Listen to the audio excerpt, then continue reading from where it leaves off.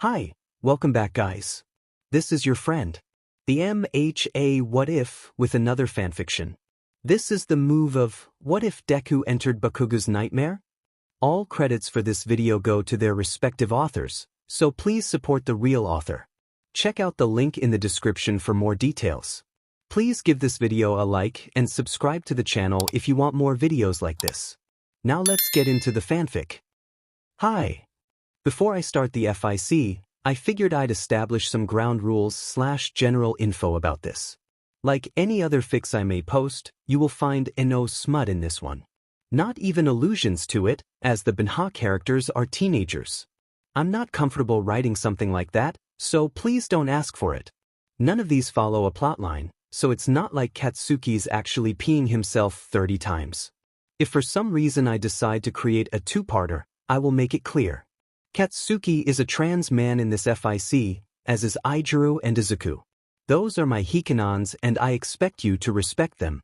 Obviously it won't be a huge deal, but I feel that it's something worth mentioning just in case. You won't find any romantic Bakugou in this FIC. I'm fine with writing semi-platonic interactions between them, but I'm uncomfortable with seeing them in a romantic relationship. No hate to Bakugou, y'all are chill, I just don't like the ship. Anyways, enjoy. Katsubo. It started with a poke. That's all it was really. A small poke. Short, but very obviously deliberate. Definitely not something you want to happen while facing off during a fight. Oi! Katsuki shouts, turning on his heel to face the younger student. Tell me what your quirk is. Now. The short boy shrinks away, and Katsuki can't help but be reminded of Deku in middle school. He cools down a little bit, not wanting to get ahead of himself, and tries again. Sorry. Just tell me, you obviously poked me for a reason, and I'm going to find out either way, so dash. Liquid manipulation. The small boy squeaks, stepping backward. I'm sorry, I didn't mean to make you mad. My team just dash. I'm not mad. Katsuki stresses. I know I have a reputation, but I'm working on it, and dash. Now, Matsuda. One of the 1A students yells, and the boy snaps his fingers. Immediately, Katsuki doubles over in pain as his stomach feels uncomfortably full. He grunts. Kid what dash. But when he looks up, the younger student is gone. He groans in dismay, cradling his bloated gut, and scans the training area. Only a handful of students are in the same position as he is: Izuku, Mineta, and Ojiro. All boys, he notes. Poor kid must have been too scared to touch any of the girls. Also, all close-range attacks. So why did he target Katsuki? He soon learns his answer as the hulking kid with a shield quirk knocks him over. Goddamn dash, he grunts, trying to push him off and wear him down with explosions, but to no avail. He knows exactly who the student is. He scored top during the entrance exams this year, even higher than Katsuki. And it's no surprise either. He's 7 feet tall at the very least, and probably weighs close to 400 pounds. The inconvenience of liquid manipulation becomes apparent as he suddenly feels water rising up his throat, spluttering everywhere. Is he drowning? Just how powerful is this quirk? He can't breathe very well, and he can hardly move, and he's starting to panic as unpleasant memories start to rush through his head, and that's when the whistle blows. Class 3A is the winner. Hizashi announces. Congrats to our seniors. And good job, newbies. You came in second. 2A better step up its game. Cheers from students and complaints from his own class fill the training area, and Hercules pushes himself off of Katsuki, clearly delighted with his silver medal win. The blonde sighs with relief as the water bubbling in his throat sinks down until he's once again left with just an uncomfortably full stomach. He watches carefully as Matsuda pokes Ojiro and Izuku again, and the two of them thank him and offer words of encouraging sportsmanship. Nearby, Mineta's bawling his eyes out, from discomfort or the humiliation of defeat. Katsuki can't tell. Either way, it seems to repel Matsuda, as he shrinks away and turns to Katsuki. Katsuki, who is staring at him very intensely. He can't blame the kid for getting spooked. He's a short little TWK with anxiety. Of course he's going to be freaked out by one of the most powerful students in the school. And that's not even mentioning Katsuki's very public history of lashing out when angry. But still, move. He feels his stomach lurch as Matsuda turns around and books it out of the arena, right in time for Aijuru to suddenly throw an arm around his shoulder. Kats, you were great out there today, man. I saw you punching that shield kid. He had me pinned down, Katsuki grumbles, shoving Aijuru off. That's not great. But you were putting up a great fight. Plus ultra. He punches his fists together. We'll get back in the swing of things soon, don't worry. It's only the beginning of the year. I never said I was worried, Katsuki says, starting to stalk his way to the locker rooms. Did you run into that kid with the liquid manipulation quirk? He asks as casually as he can. Aijuru quirks a brow. I think so. This one kid tried to poke me, but I was hardened, so it didn't work. But after he got to my neta, he started to cough up water and stuff like that. Katsuki nods. That's him, he mutters. Bakugou. Mineta whines, rushing up to the pair. You gotta help me. That water kid didn't deactivate his quirk, and I fell K. He GS, expelling a wave of water all over Aijuru and Katsuki's shoes. You, Aijuru groans. Run, you puny motherfucker, Katsuki seethes, raising his hand and popping off a warning explosion. Mineta squeals and runs off. He doesn't bother chasing after him. Now I've got to change into my gym shoes, Aijuru whines. Katsuki scoffs. Yeah, that's genuinely unfortunate. I don't want to have to look at your hot pink sneakers for the rest of the day. Aijuru elbows him. They're stylish. He insists. Katsuki laughs. Whatever you say, he says. Come on, we can walk back to the dorms together. I gotta grab new shoes too. Like hell I'm walking away in that runce barf for the rest of the day. You're so crude, Aijuru teases him. Yeah, Katsuki agrees cheekily. As they begin the 15-minute walk back to the dorms, Katsuki can't help but feel Mineta was being overdramatic even for him. After a while, the discomfort subsides, and he's perfectly content peacefully walking back to his room with his best friend.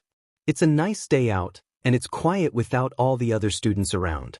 Since the end of last school year, moments of peace were few and far between. He relishes these little moments. Then it hits him. He feels stupid for not realizing the inevitable before, but he's suddenly very desperate for a PSS. And with all the water that was sloshing around in his gut, he can only assume it'll get worse before it gets better. He stumbles a little and grunts, earning the attention of Aijuru. Something wrong. Is that goddamn quirk, he says through grit teeth. I've got a PSS like a racehorse. Oh, Aijuru says, falling back a bit. We can go a little slower if you're uncomfortable. Sure, Katsuki says, slowing from his normal tense speed walk to a stroll. Not even a minute later, a wave of desperation rolls over him, and he pauses to squeeze his thighs together, clenching his fists at his sides. Aijuru gives him a sympathetic look. We can see if the shop building has a bathroom, he suggests. Stop talking about it, Katsuki pleads, regaining his composure. We're almost there. I'm not gonna piss my breathes. No, totally. Aijuru agrees. And they walk on. He's sure it's just his imagination, but he swears he can feel every bead of sweat on his body. The squelching of his wet boots doesn't help either. He's never been in a situation where he's had to think this before, but he kind of wishes he'd done what Mineta did. Throwing up is a lot less humiliating than wetting yourself when you're nearly an adult. No. That's stupid. He's not going to wet himself. That's absurd. He's not. A leak escapes, and he grunts in surprise, immediately doubling over. He shamelessly presses at himself through his breathes, for once wishing he didn't wear such baggy clothes. You good? Aijuru asks, placing a hand on his shoulder. Katsuki groans in dismay. Do I even look like I'm good? Is. Aijuru shoots him a toothy grin. Always, bro, he jokes, trying to make light of the situation. Katsuki steels himself, taking in a few deep breaths before standing up straight again, ignoring how the movement allowed another spurt into his boxers. Let's just go, he mutters, his ears burning. Every step feels like an earthquake in his bladder, no matter how much he presses his knees together and thinks of desert sands. But Heights Alliance is in view now. It'll only take them another 2 minutes, tops. He can make it. Can he? Another leak escapes, and he knows that if he was in his school uniform instead of his costume right now, the seat of his breathes would be embarrassingly damp. He tries not to make it obvious, already humiliated that Aijuru is seeing him in such a mortifying situation, but judging by the worried look on his friend's face, he's not nearly as subtle as he thinks. But they're here now, so it's fine. He just needs to make it up the elevator, and then the bathrooms are right there at the end of the hall. That's it. Just a short little trip and then, sweet, sweet relief. He's so happy he could cry, he could kiss that elevator. Sheet, Aijuru mutters under his breath. Effendi locked? Katsuki roars, slamming his fist against the closed doors. They must not operate it during school hours, Aijuru says. Katsuki huffs. You don't say. He spits. Aijuru clicks his tongue, putting a hand on his back. Come on, man, you can make it up the stairs. It's not that long a walk. He'd like to prove his friend right, but he just leaked again, and he's freaking out. He's not gonna make it. He's gonna PSS himself in front of Aijuru like a Fenji child. He's gonna think he's disgusting, so embarrassing, so awful. Katsuki, Aijuru says, looking him in the eye. You with me, man? Let's go. I dash. He shoves both hands between his thighs, clenching his teeth. You gotta give me a minute. Okay, Aijuru says, eyeing him warily. Another spurt comes out, and he can feel it on his hands and it's gross, but he manages to cut it off before any more real damage can be done, and he gives Aijuru a nod before painstakingly making his way to the stairs. They get up the first flight without any incidents. There's an awkward silence upon them, but Katsuki almost prefers it to Aijuru's blabbering. He's not sure his pride can take any jokes about the situation. He stops Aijuru before they make it up the last flight, leaning against the railing. Sorry, he says. Just need a break. This is so FING embarrassing. Aijuru shrugs. It happens, man. A couple weeks ago Denki and I were playing Mario Kart and I didn't want to get up and I nearly dash. Oh dash. Katsuki startles, eyes widening in disbelief. Oh holy shit. I'm peeing. And he can't stop it. When he tries, he just ends up going faster, which causes an embarrassingly loud hissing noise to fill the empty stairwell, so he gives up trying. The breathes to his costume are soaked, along with his socks. A puddle forms beneath him, the last few squirts pattering into the wetness on the ground. As soon as he's finished, he unfreezes, his knees going weak. He grips the railing behind him with all his might, staring at the ground in shock and horror. He just said his breathes. He just said his breathes in front of Aijuru. Feel better? He asks jokingly, not sure how else to handle the situation. Katsuki quickly reaches a hand up to his face to wipe away the few tears of frustration and relief that had gathered on his cheeks. He says shakily. Not really, no. Dude, it happens, Aijuru assures him, placing a hand on his shoulder. Would you feel better if we skipped for the rest of the day? You can take a shower, and then you can come over and we'll play games or watch a movie or something. Sound good? Normally, Katsuki is vehemently against skipping classes, but he's too drained and humbled to feel ready to face the rest of the world yet. So he nods shortly, refusing to make eye contact with Aijuru, and straightens himself. Hey, he says quietly. Thanks. Or whatever. Anything for you, Aijuru smiles. He's not entirely sure when this started. They started sleeping in the same room pretty much as soon as they moved into the dorms. A few months later, they'd upgraded to the same bed. Maybe sometimes Katsuki would wake up with his face in Aijuru's armpit, and maybe he found himself nuzzling into his neck in the middle of the night sometimes. But when did they start spooning? More importantly, why was Katsuki the little spoon?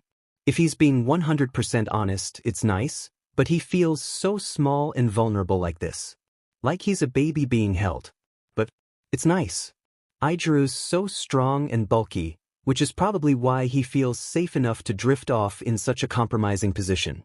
And it was 10 p.m., and the show they were binging was starting to get boring, and blah blah blah. Excuses.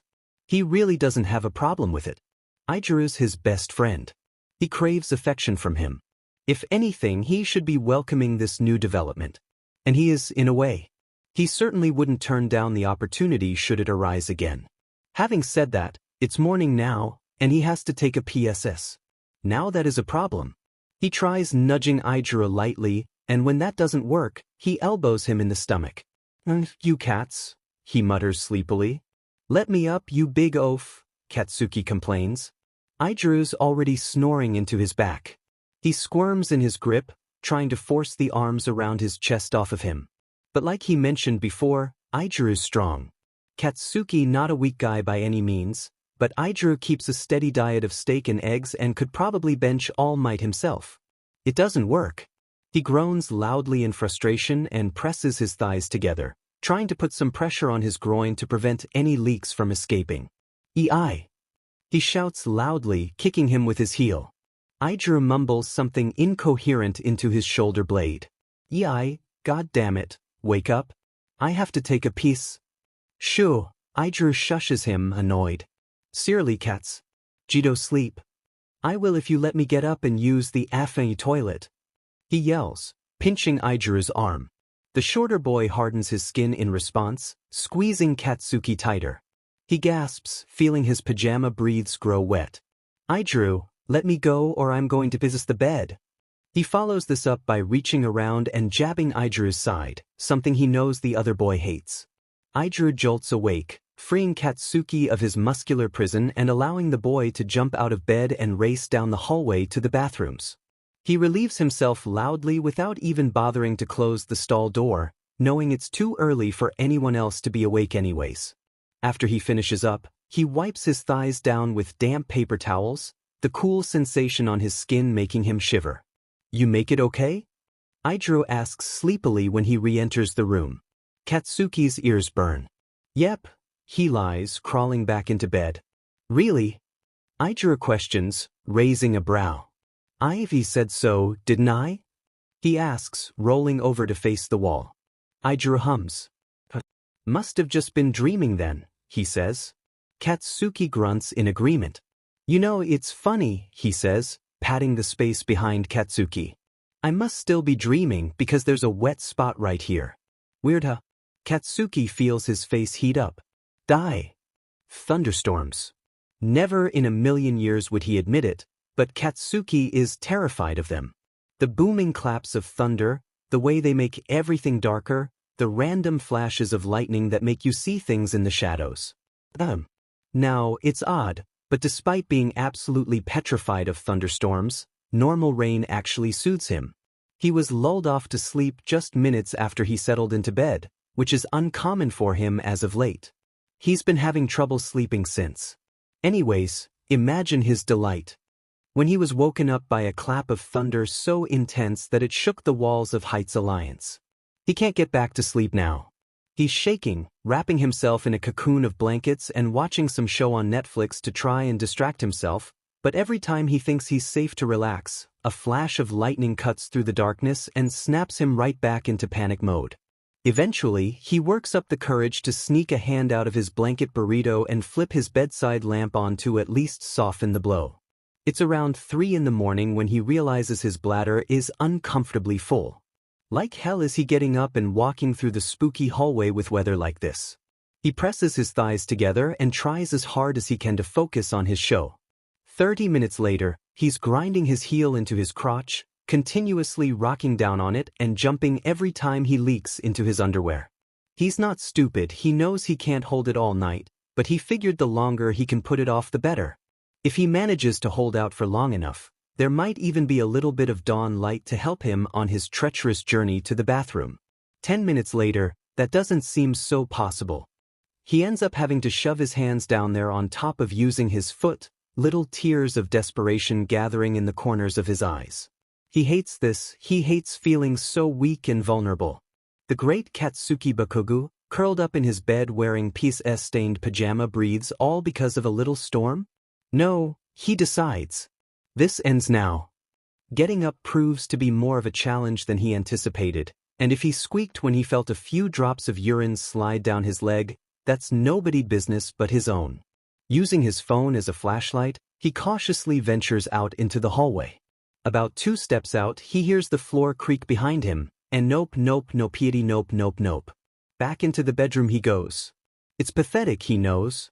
Someone his age should be able to man up and take a goddamn PSS. But he hasn't exactly been feeling great lately, and he's tired and anxious, and he needs to PSS so FANG bad, but there's that creeping voice in the back of his mind, telling him they'll be there, with hands around his neck and restraints around his wrists, threatening to kill him if he so much as moves. A particularly loud clap of thunder sounds, and Katsuki goes stiff. The spread is slow, so slow that he doesn't even register it until he feels it pool under his butt. He can't move, completely at the surrender of his own body. There's absolutely no relief that would normally accompany his relief. Just shame and fear and disgust. When it finally tampers off, he collapses backward, staring up at the ceiling and exhaling shakily. He refuses to cry. Crying is for losers and babies and does nothing to help. But what else can he do? Katsuki loves doing shows. He and Jairu have been working forever on their song for the festival, with help from Kaminari and Momo of course, although he's reluctant to admit that. Anyways, they've been performing covers and such for their class every weekend in the common room, and all those hours of practice are finally paying off. His parents aren't coming, he made sure of that. He told them point blank that his drumming was just a hobby, and they decided they didn't want to travel all the way to UA for something that their son didn't feel was important. Jairu's parents were coming, of course. And possibly Momo's? He's not sure. Their group is buzzing with excitement, feeding off the energy of their audience from backstage. Momo and Jairu are being disgustingly cute with each other, offering sweet words of encouragement and not-so-subtle kisses to the cheek. Are you nervous? Kaminari asks, wiping his palms on his jeans. Katsuki scoffs. You wish, he says. In all honesty, he's terrified. This is the first time he's doing something super public since the sports festival. There's gonna be cameras and people who want him to mess up. He has to pee. He doesn't have a nervous bladder, per se, but when he gets really worked up about something, sometimes he feels like he needs to use the bathroom. It only ever happens when he's really strung out. He glances at his watch, bouncing his leg. What you doing? Kaminari asks. Trying to figure out if I have enough time to take a leak, he grunts. Momo grimaces. If you run you might be dash. We're on in 2 minutes, Bakugou, Jairu says, staring as if she's daring him to mess this up. Even if you run, you won't make it back in time. Just hold it, it's one song. Fine, Katsuki barks. You don't need to be such a beach about it. Momo clenches her fist. Don't talk to my girlfriend like that, she says. Or what? Katsuki asks, planning to make everyone else as miserable as he feels. I could punch you in the bladder, she says, raising an eyebrow. He opens his mouth to defend himself, but Hizashi joins them. Get on stage and set up your stuff, he tells them. You've got 1 minute. Go. They hurry to get all their equipment ready, and if Katsuki rocks his hips downward when he seats himself at the drum set, that's frankly no one's business but his. The curtains open, and the crowd cheers before going silent. Katsuki feels anxiety tighten his chest, but he pushes it down as he raises his drumsticks in the air and clacks them together 3 times. Let's fucking go. The song begins, and he's perfectly happy bouncing up and down on his seat to ease the pressure on his groin. It's no big deal, really, it's a just 4-minute song, but he's not sure he's ever felt this desperate before. The stage fright combined with his own personal qualms were wreaking havoc on his poor bladder. He suddenly leaks halfway through the song, and it burns. It's not supposed to burn, is it? Like, that's not normal, right?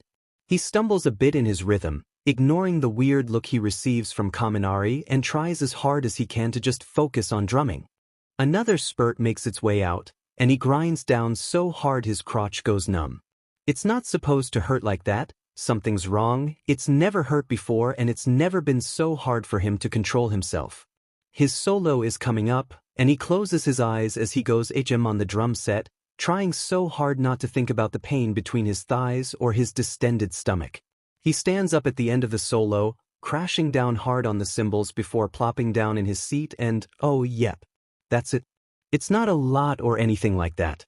Sure, he made sure to hydrate before going on stage, but there's no possible way that could have gone through his system yet. It's just a small patch that spreads between his thighs and under the seat of his breathes, but it burns and it's wet and surely someone would notice, if not now then when he stands up.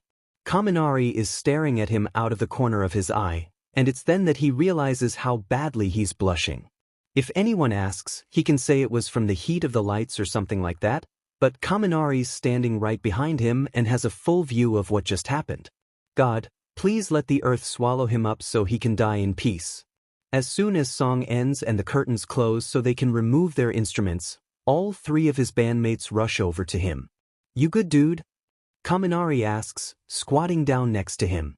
Katsuki clenches his jaw. He grunts in frustration. I think I'm sick. It's okay, Jiru assures him, rubbing his back. No one noticed, I promise. You guys did? Katsuki mutters miserably. The front row probably did. The cameras. He rests his elbows on his knees and scrubs his face furiously. Hey, what's going on? Hisashi asks, joining them on stage. Bakugou had an accident, she says quietly.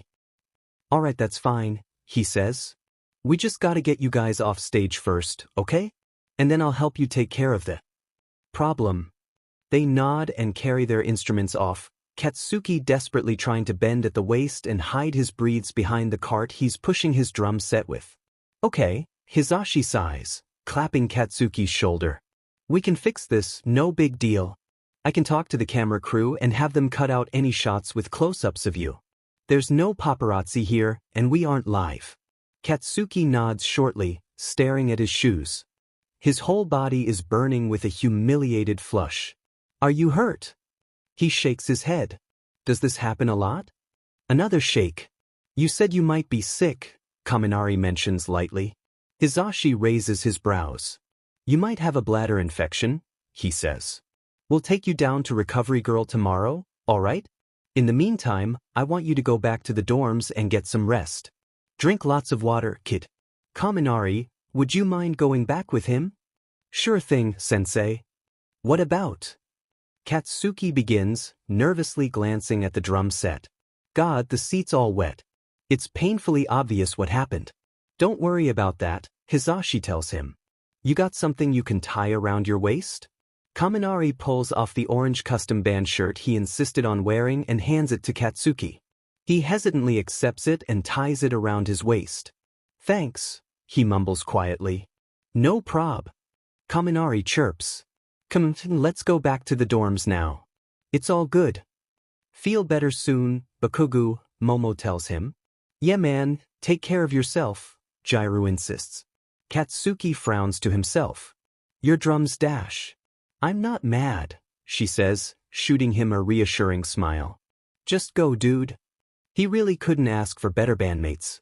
Finally, Katsuki is the last of his friends to get his driver's license. He got through driver's ed perfectly fine, but he kept failing his test because of road rage or whatever.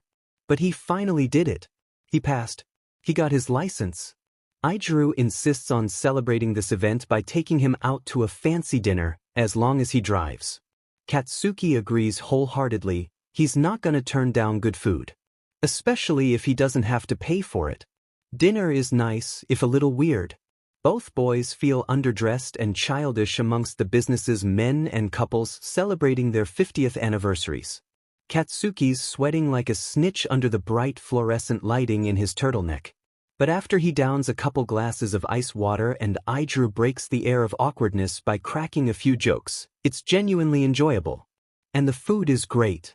They have to keep an eye on the time. If they aren't back at the dorms by 7, they'll be locked out and receive house arrest from Aizawa. The restaurant is a 30-minute drive from UA, so they plan to head out at 10 after 6, just to be on the safe side. The drive back is nice too, even if Katsuki's a little stressed about driving after dark. Ijuru's humming along to whatever song is playing on the radio, and it's actually kind of relaxing to Katsuki. He allows an easy smile to rest on his face. This is good. He likes this. A few minutes later, he notices that his bladder is uncomfortably full. He starts scanning the road for potential rest stops, but he's not familiar with the area. Oi, he says, getting Ijuru's attention. You know if there's any place around here with a restroom? I gotta pee. Idra hums, looking out the window. I don't think so. Not for a while, at least.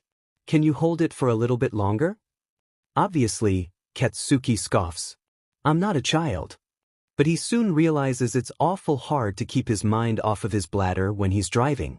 He can't really press his thighs together or bounce his leg, and he's not comfortable taking one hand off the steering wheel to grab his crotch. Not that he would do such an embarrassing thing in front of Idru anyways, but it's difficult to focus on anything else. Eiji, he says gruffly, tell me a story or something. Gotta focus on something. Sure, he says, delving into a story about his internship with Fat Gum. Katsuki's positive he's heard this story already, but he stays quiet, focusing on the words. A leak escapes. Sheet.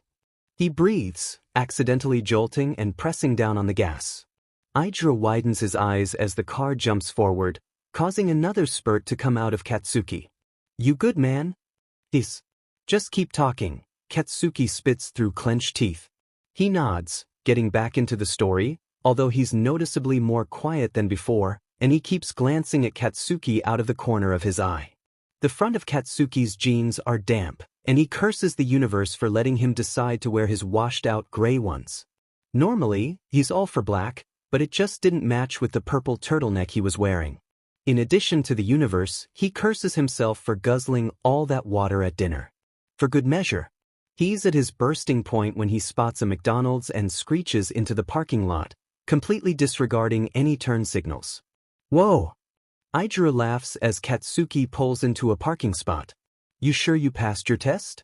Katsuki glares at him. Just wait here, he seethes, unbuckling.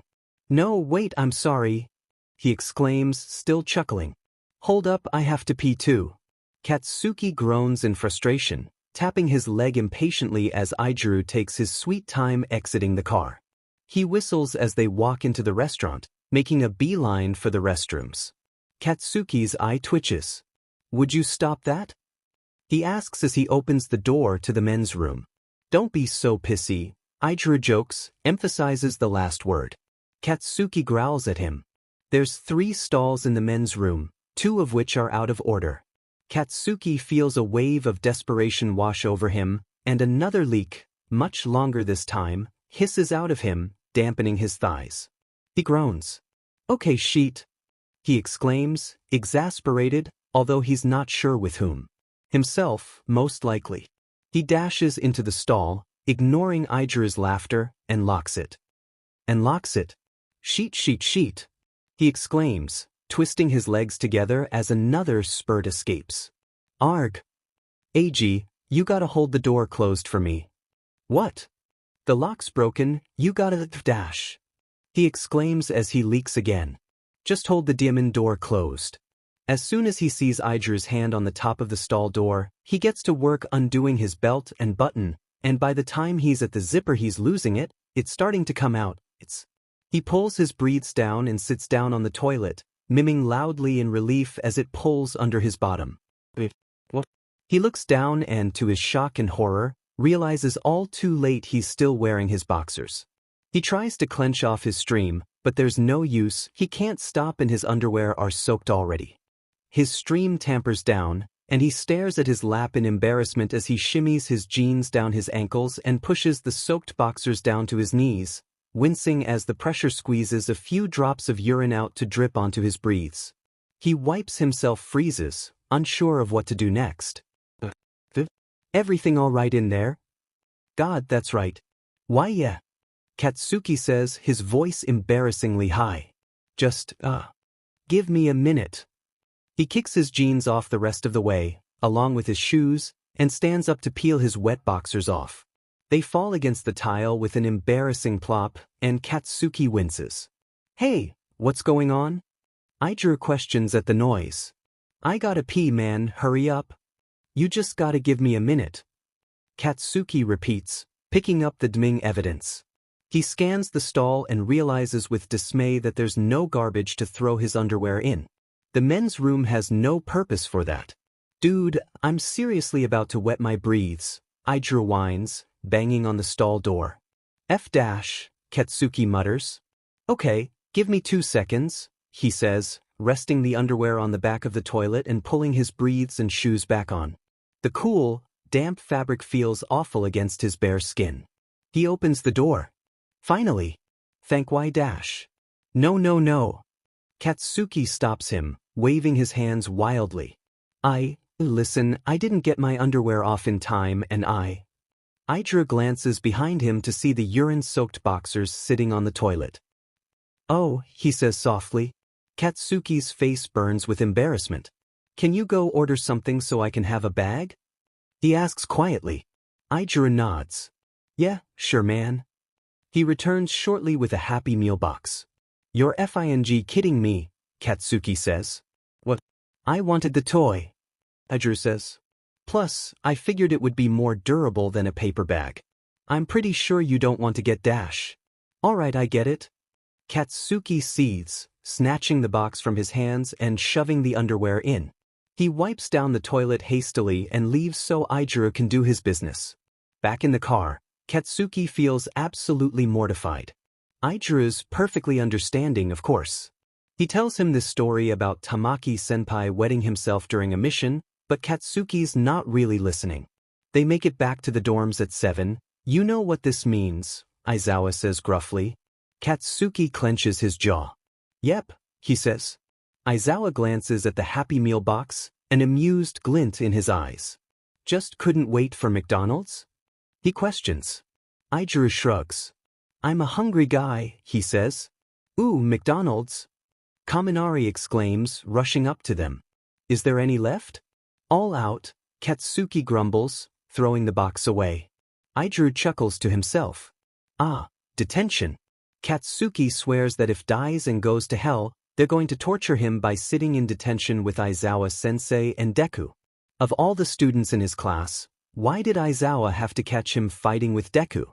It wasn't even a physical fight, they were just arguing too loudly during class. That shouldn't warrant a detention. He raises his hand. I need to take a sheet, he says. Try again, Aizawa says, not looking up from the papers he's grading. Katsuki sighs. Can I please use the bathroom, sensei? He asks, with only a hint of a mocking tone. Aizawa points to the sign-out sheet, and he cheers victoriously in his head. He does this, sometimes. If he's getting bored during class, or he's sick of Mineta's incessant perversion, or he doesn't want to spend another minute in detention, he'll sign out to use the bathroom and go for a walk. Not a long one, 15 minutes at most. It helps him let off some steam, calms him down. Wandering aimlessly does wonders for his mental health. He glances down at his watch, seeing that 20 minutes have passed already. He curses to himself, realizing that Aizawa will likely have his head for being gone so long. He jogs back to the classroom, praying that he didn't notice his absence. Oh good, Bakugou, Aizawa says as soon as the door opens. You decided to join us. Isn't that nice of him, Midoriya? Izuku laughs half-heartedly. Sign back in, Bakugou. You can stay for an extra 20 minutes. What? But I dash. Just write down the time and get back to your seat, Aizawa sighs. Katsuki bites his tongue. He makes it through most of the initial 2 hours fairly well. By the time the first one's up, he's finished all his homework and is getting a head start on his required reading for English. He's bored out of his mind without music to listen to or his friend blabbering away in the background, so when he feels that familiar pang in his bladder, he's almost happy. He raises his hand. What is it, Bakugou? Aizawa asks tiredly. I need to use the restroom, he says. Nice try, he says. Get back to work. What? Katsuki asks, raising his eyebrows. But I need to pee. Aizawa shakes his head. Ask again and I'll make you stay even longer, he says. You had more than enough time to use the bathroom when you were walking around campus. Now get to work. Busted. But Deku just went. He points out. Aizawa glances at the sign-out sheet. Oh, so he did. And it took him 3 minutes. He stares at Katsuki pointedly. He sighs, admitting defeat as he resumes his reading. Half an hour later, he's completely through the next chapter, and he's bouncing his leg anxiously, staring at his watch every 2 seconds. He raises his hand again. No, Bakugou, Aizawa says sternly. I already told you. He groans in frustration and slams his hand back down on his desk. Izuku winces. What are you staring at, Deku? He questions, glaring in the direction of the boy. No. I wasn't Dash. Bakugou, keep it up and you're going to get a suspension, Aizawa says. This behavior is very unbecoming of a future pro hero. Sorry, Katsuki mutters, bowing his head. The clock ticks on. He's started to let out little involuntary spurts in his breaths. He's never been this close to psing himself before, at least not since he was very young. His legs are crossed tightly, and while it's putting a barrier on his groin, it's putting unwanted pressure on his bladder. Midoriya, you're free to go, Aizawa says. Katsuki feels like he could cry. Thank you, Aizawa-sensei, he says, gathering up his things. Sorry, Kachin. Shut up, Katsuki grunts. He exits the classroom. Katsuki knows better than to raise his hand. Aizawa's not a monster, he's not going to make him wet himself, but Katsuki's got it in his head that he can't ask again. Asking again isn't just putting him at risk for a suspension, it's also admitting defeat. He can hold it. He can. He adjusts in his seat so he's sitting on his heel, grinding it into his crotch as he chews at the inside of his cheek. He sneaks a hand down to undo his belt, sighing at the relief of pressure on his bladder. You're free to go, Bakugou, Aizawa says. Katsuki grins. Thank you, sir, he says, hastily gathering up his things and dashing out of the classroom. He races down the hall to the boys' bathroom, tugging on the door handle. It's locked.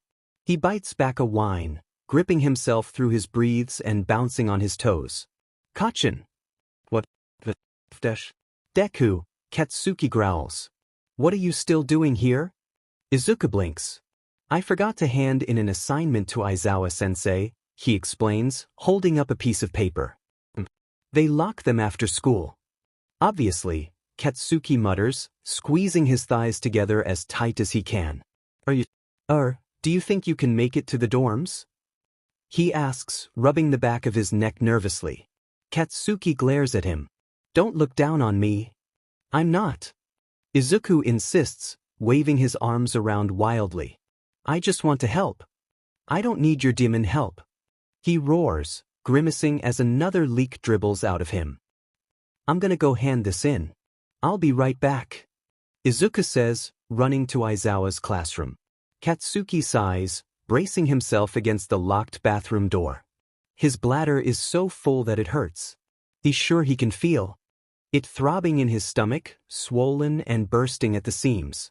Izuku's back in a matter of seconds, hesitantly placing an arm on Katsuki's back and guiding him down the hall. Katsuki stiffens. I don't want your help, Katsuki hisses, glaring at him. Izuku nods. I know. Kachin's too proud to ask for something like this, he confirms. Katsuki groans. You really had to pee? When you asked, I mean. Duh, Katsuki spits. Izuku hums. I'm sure if you asked Aizawa-sensei in private then he'd let you, he says.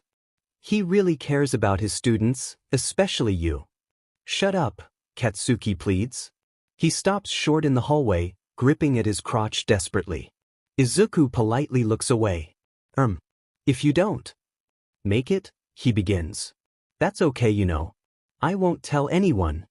I said shut up, Katsuki growls, bending at the waist. The action makes all of his urine squish downward, and he whimpers. He sinks into a squat as urine sprays out of him despite his best efforts to hold it in. He glances around the hallways nervously. It's bad enough that Deku's seeing him like this. If anyone else witnessed his accident, he may just throw himself off the roof of the school. He feels like smacking his forehead as a puddle forms underneath him. How could he be so stupid?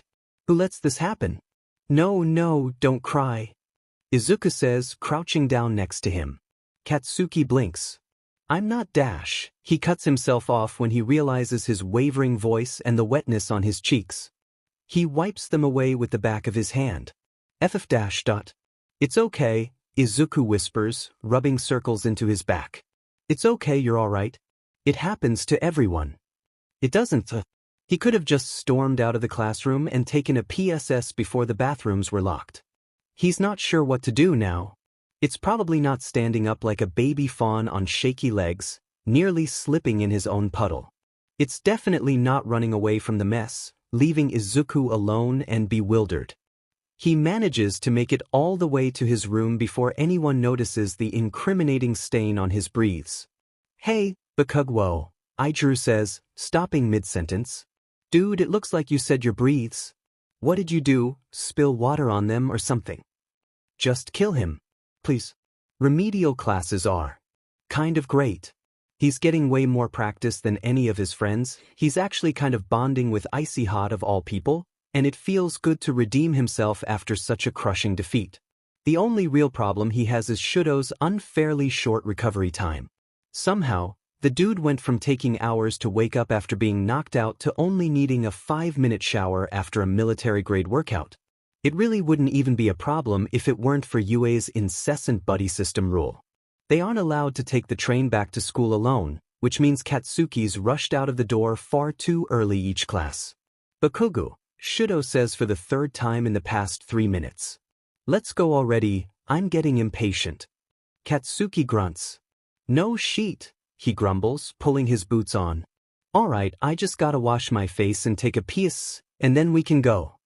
Jesus Christ, Shudo mutters under his breath. Katsuki glares at him. What? He questions. Is there a problem? You're just such a diva is all, Shudo says, rubbing his temples. Everyone else is already gone. Katsuki grabs his bag. Fine. He seethes, standing up. Let's go. I'll just break out for the first time in my life because you were too antsy to let me take care of my skin. Like I'm the fucking diva, he scoffs, storming out. The train ride goes smoothly, even if Katsuki mutters under his breath about his skin the entire time.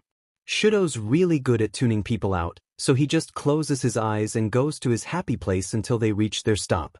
He briskly walks through the station, slowing only when Katsuki grabs his collar harshly. Oi! Are you deaf or something? Katsuki shouts, startling him. I told you to slow down, I still gotta take a leak. Shudo glances at his watch, frowning. We needed to be at the school 10 minutes ago, he informs Katsuki. Hold it. Yeah, duh, I'm not gonna use the train station bathrooms, he scoffs. Just slow down a bit, I'm uncomfortable. Shudo rolls his eyes. I'm sure you'll manage, he says. It takes all of Katsuki's will not to throttle him right then and there. The walk back is uncomfortably tense for Katsuki, every step making his stomach drop farther. He's having trouble keeping up with Shudo's unfairly large strides. Slow down you butt, Katsuki finally barks when a bit of urine squirts into his underwear. Wait, do you seriously need to piss? You thought I was lying? I mean yeah. Shudo admits. I thought you were mad about not being able to wash your face, so you were trying to be inconvenient. I'm not that petty, Katsuki spits, crossing his legs together. I've really gotta. Can't you just like... Shudo gestures vaguely, his face heating up. He suffers from pretty bad second-hand embarrassment. You know, go behind a tree or something? I didn't bring my STP, Katsuki grunts. Your what? My plastic D, that lets me piss in a goddamn urinal. Katsuki shouts, exasperated. Shudo clears his throat. Alright. Katsuki starts walking again, and he follows suit. We can find a rest area, maybe? I don't think there's any in this area, but you never know. Why are you still talking? Katsuki growls. Shudo touches his face nervously. I don't know. I just feel responsible for this, you know? I rushed you and now dash. Oh my god, shut up. Katsuki pleads, rubbing his temples in annoyance. I forgot how goddamn irritating you can be. Shudo takes the hint and keeps quiet, walking at a pace that's comfortable for Katsuki. He feels his heart leap into his throat when the other boy stops to cross his legs together, bouncing on his toes. Are you dash? No, Katsuki spits, his face red. He feels his body give in for a moment as multiple leaks occur. He hisses through his teeth. Why don't you let me carry your bag for you? Shudo offers. Katsuki stays in place for a few seconds before begrudgingly handing his gym bag to the taller boy. Not even a minute later, Katsuki stops again to cross his legs and shove a hand between his thighs. Shudo gulps nervously. Don't, Katsuki please. Don't say anything. They continue their journey, Katsuki stopping every few seconds to squeeze himself. Suddenly he sks in a breathe through his teeth, his eyes widening as he grabs onto Shudo's waist and pulls him backwards so he's leaning against a building with Shudo shielding him from the world. Bakugou? He questions, surprised. Sure. Katsuki shushes him hastily. It's coming out, he whispers. Instinctively, Shudo turns to see the wet patch bloom on Katsuki's sweatpants, before he feels a sharp pinch on the back of his thigh. Ow dash. Don't look, Katsuki hisses, his voice a mere whimper. He finishes psing himself in peace, the last few shred of his dignity washing away as he looks down to assess the damage, realizing that not only are his own breathes completely soaked, but it got all over Shudo's shoes as well. He groans. Shudo says awkwardly. Are you all done? He asks, unsure of what to do. Katsuki forces out, his lip quivering. You can turn around now. If Shudo is disgusted by the sight of Katsuki drenched in his own urine, he doesn't let it show. He frowns at Katsuki's cloudy eyes. Are you all right? Katsuki crosses his arms, a little shudder going through his body. I dunno, he admits softly. Not really. How am I supposed to walk back like this? Everyone's gonna see dash, his words get caught in his throat, and he brings a hand to his mouth to muffle the dry sob that escapes him. You've got your hero costume in your gym bag, Shudo says. Katsuki shakes his head. It's a one-piece, he reminds him. That's way too obvious. I can't do that. I've got some spare leggings, he offers. They're probably too big for you, but it's better than the alternative. Katsuki looks down at his breathes again and nods, sniffing. When Shudo begins to root through his bag, a thought occurs to him. He says. I don't want to walk into some place to change like this. So don't, Shudo says. We passed an alleyway a few buildings back. You can change there. He pulls the leggings out and hands them to Katsuki, who holds them in front of his soaked breathes as best as he can. He fidgets awkwardly. Hide me. Shudo nods and shields him to the best of his ability as they walk back to the alleyway. He politely averts his gaze as Katsuki strips off his breathes and pulls the leggings over his bare skin, trying to hike his shirt down to make the form-fitting fabric less noticeable.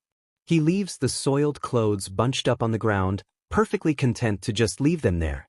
Thanks, he mutters as he takes his bag back from Shudo. The taller boy shrugs. It's the least I could do. I still feel partially responsible. Katsuki scoffs. Whatever. Katsuki is not easily scared. He can stomach torture genre movies with no problem. He laughs during ghost stories. He hasn't been jump-scared in years. But it's different now. His brain is all messed up from the Kamino Ward incident.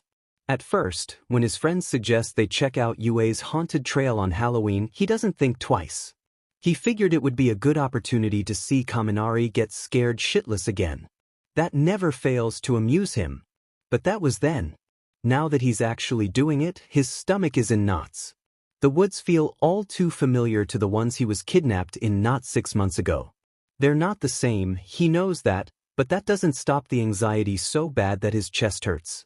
You good, bro? Idra asks, pulling his hood down. Earlier, Katsuki had scoffed at his idea to do matching costumes, but now he's glad that he has an excuse to stick to his friend's side. He nods curtly. Just having trouble seeing, he says, purposefully stumbling over a root to emphasize this. Idra chuckles. A loud scream from Kaminari indicates the first scare is upon them, and Katsuki freezes in terror as their tour guide stops and a group of masked individuals emerge from the trees. Whoa, sick! Idra exclaims. Kami! They're dressed as Silent Hill characters. I know!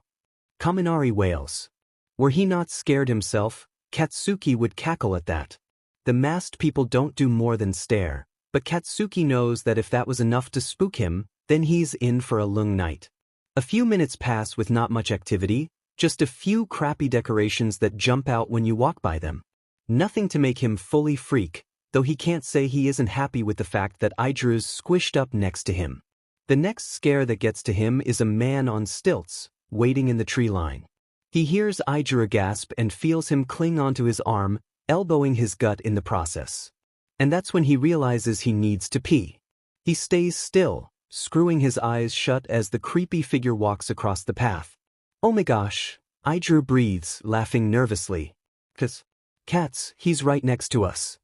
Katsuki opens one eye and looks up to see that yes, the tall man is standing directly next to Katsuki, staring him down. Jesus sheet, that's freaky, Katsuki says, earning a few laughs from the group. Ah, Bakugou's getting scared. Minaku's. No, I'm not. He barks. He totally is, look. Siro says, pointing downward. His knees are shaking. The tall figure moves away from them and towards Mina and Siro, who shriek. Hey, he whispers. Don't jab my stomach like that. I gotta take a PSS. Oh dash. Sorry, Idru apologizes, unhooking their arms. I wasn't even thinking. You don't gotta let go, Katsuki scoffs, rolling his eyes. Just don't elbow me. Idru smiles a little bit and locks their arms together, stroking Katsuki's forearm with his free hand.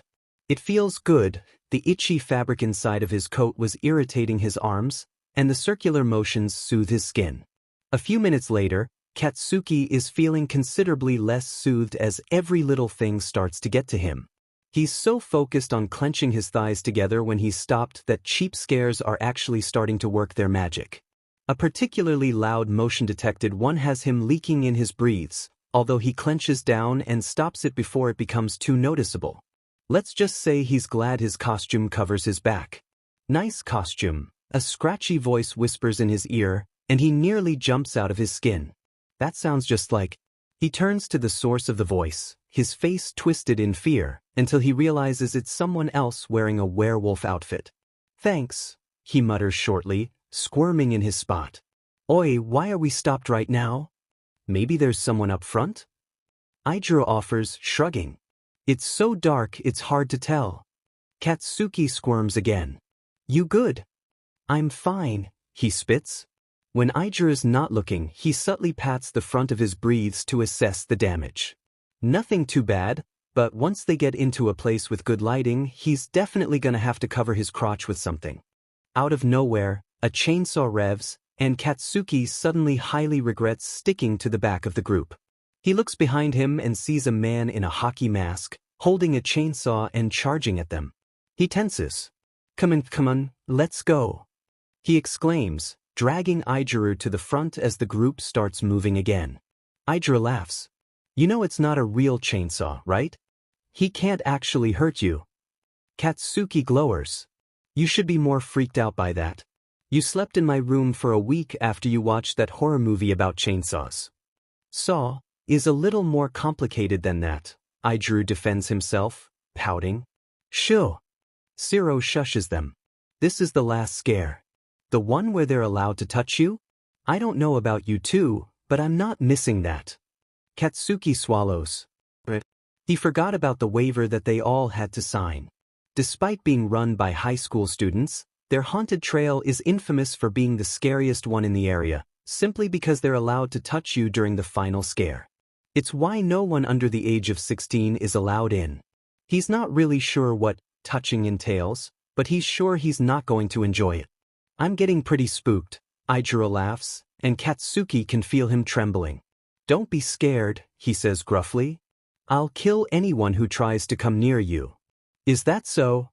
A voice says in his ear. He's about to turn around and give that other werewolf a run for his money when a hand wraps around his neck and he realizes, oh, this is it. This is the scare. I was under the impression that you were a weakling, the voice taunts him. But I guess I was wrong. You're gonna kill me, huh?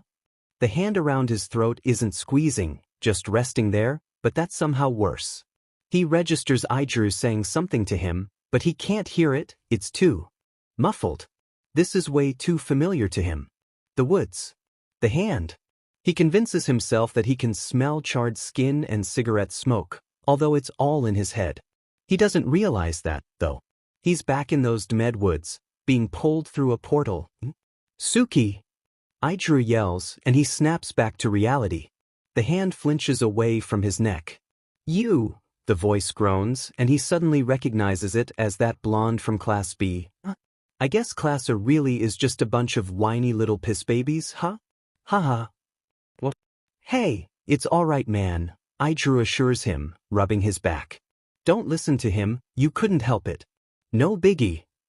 It's then that he registers the wetness creeping down his legs, and his stomach lurches.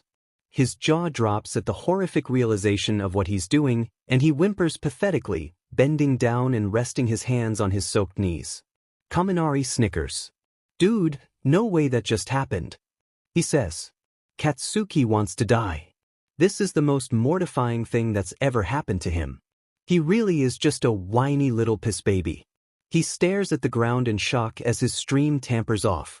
The tour guide is apparently oblivious to what just happened, because she leads the group back to the wagon that carried them to the start of the trail and starts loading people on. When she sees Katsuki, she smirks.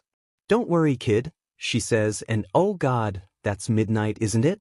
You're not the first person that's happened to tonight. Kaminari continues to tease Katsuki until the latter buries his face in Idru's shoulder.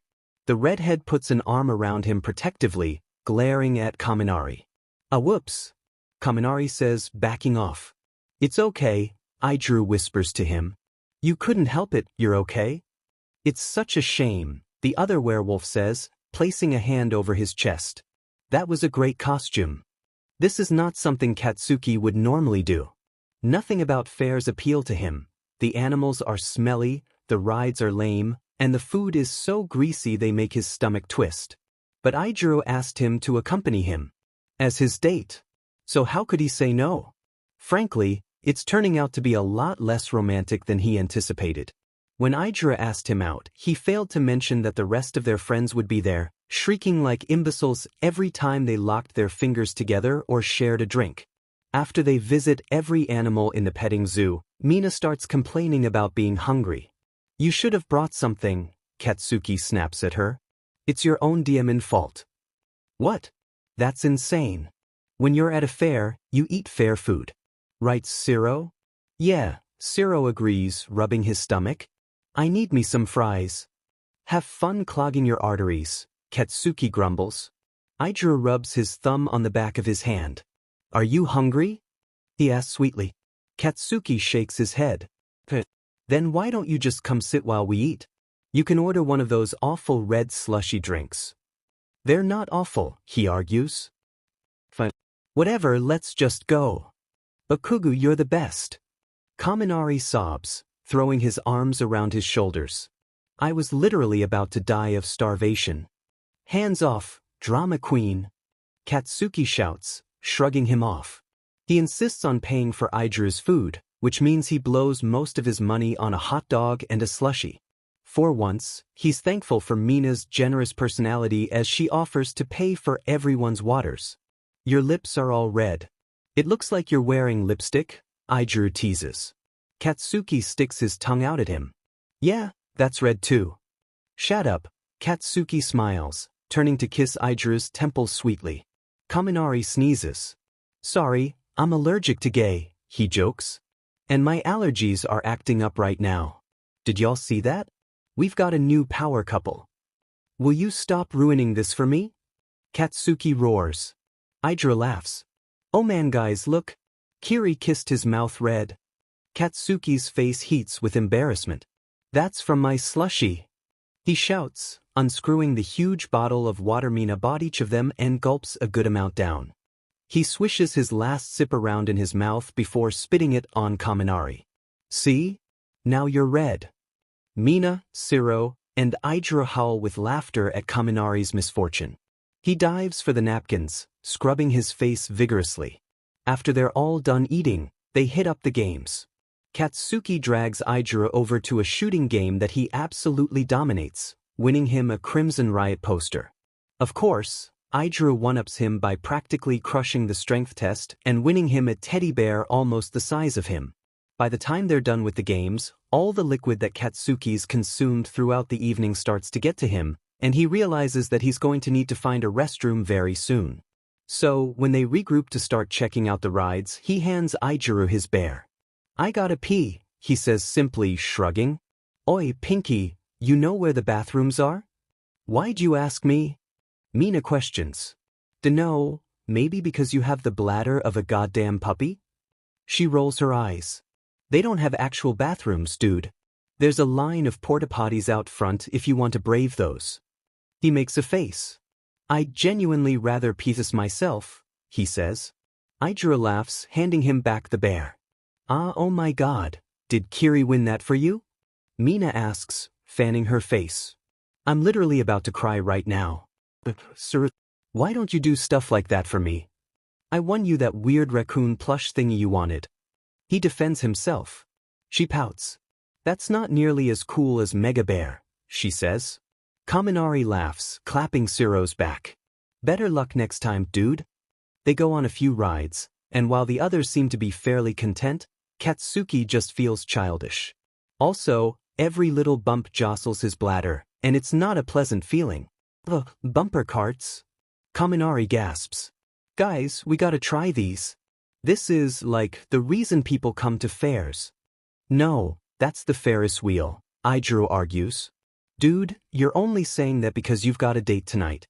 The Ferris wheel is for boring old couples who want to do sappy shit like stare at sunsets and share milkshakes." "Actually, I kind of agree with Kiri," Mina says, leaning into Siro's chest. "Bumper cars are for little kids. We'll be too tall to even enjoy it." "Siro, my man," Kaminari pleads. "Back me up." Siro smiles at Mina sheepishly. "Fast cars, baby." "Ugh," Mina rolls her eyes. All three of them turn their attention to Katsuki, who was really too busy trying to discreetly clench his thighs together to follow the conversation. Aijuru nods to him. "Kats," he says, "do you want to ride the bumper cars?" He blinks. Sure I guess," he shrugs. Siro and Kaminari cheer. As it turns out, bumper cars are a horrible idea when you've got a bladder so full your stomach literally looks swollen. Kaminari rams into him from the side, and he jolts with a comical oof dash, realizing too late that the collision squeezed his poor bladder and caused a few leaks to escape. He curses under his breath and vows to take it easy until they're done, favoring his pride and dignity over his competitive nature. When they're done, they meet up at the exit and head straight for the Ferris wheel on the other side of the fair. It's nearly sunset, and all of them are basking in the moment. Everyone except for Katsuki, that is. "You good?" Aijuru asks him privately, lowering his volume. "You're being quiet." "I'm fine," Katsuki responds softly. "Just tired, I guess." "You know." Aijuru glances up. "We about to pass them. Last chance, you want to see they're really that bad?" Katsuki grimaces and shakes his head. Aijuru gives him a reassuring smile. "Alright, that's fine. We can head out after the Ferris wheel, sound good?" Katsuki sighs. "Thank you," he breathes, leaning his head on Aijuru's shoulder. "You're perfect." "No, you," Aijuru says, kissing his forehead. "The Ferris wheel seems actually kind of nice." They're playing obnoxiously loud pop music, and the line is way too long, but as Katsuki stares up at the top, he decides that it's going to be the perfect way to end the night. Kaminari somehow manages to woo the girl standing next to them in line, entering their cart with his arm around her. She's giggling shyly and blushing, and Katsuki rolls his eyes. "That girl has no idea what she got herself into," he mumbles. Aijuru chuckles. The cart is comfortable enough, if a little cramped with the presence of Mega Bear. Aijuru mimics Kaminari's move and wraps an arm around Katsuki's shoulders, which rests in him having to slouch and crush his distended bladder, but he actually doesn't care. What matter is Aijuru's arm around him, his voice in his ear, the appealing sunset. Kriak.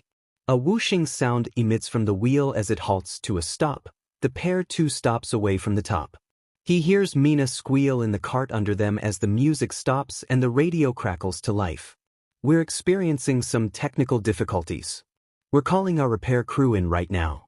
It'll take about an hour to get everything back to normal, and you'll all be compensated with free tickets for tomorrow. Please don't panic. An hour? Katsuki whispers, squeezing his thighs together. Aijiro glances at him worriedly, his brows drawn together. You gonna be okay? Yes. His bladder quivers, and he feels another spurt escape. He groans. Yeah. You don't sound so sure, Aijiro mumbles, petting Katsuki's hair soothingly. I'm not gonna piss myself, he spits, feeling his hips tremble. I'll be fine. If you say so, Aijiro says, squeezing his shoulder reassuringly before taking his arm away and linking their fingers together. I don't think I ever thanked you, Katsuki realizes. For asking me out, I mean.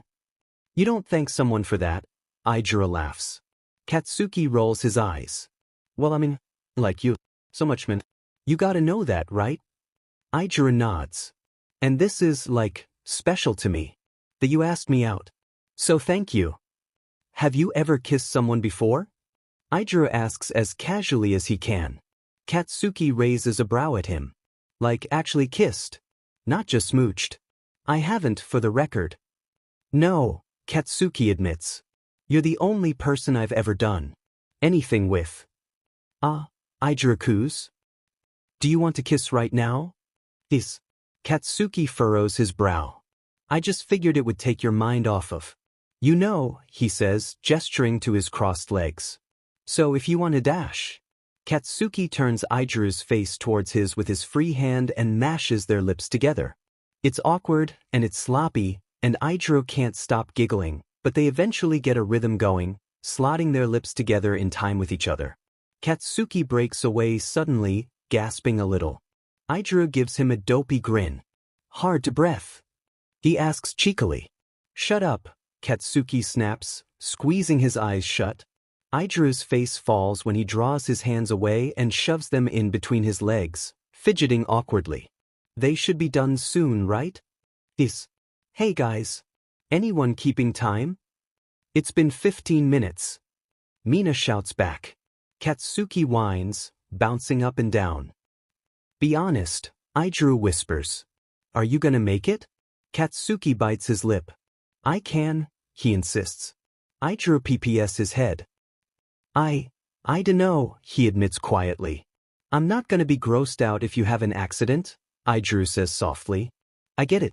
Those toilets are nasty, I wouldn't want to use them either. Katsuki glares at him. It's way too embarrassing, he says. If that happens, I'm jumping out of this cart. And you called Kaminari a drama queen, Aijiro jokes. He reaches around to play with Katsuki's hair. Katsuki, it's alright. No one's going to make fun of you.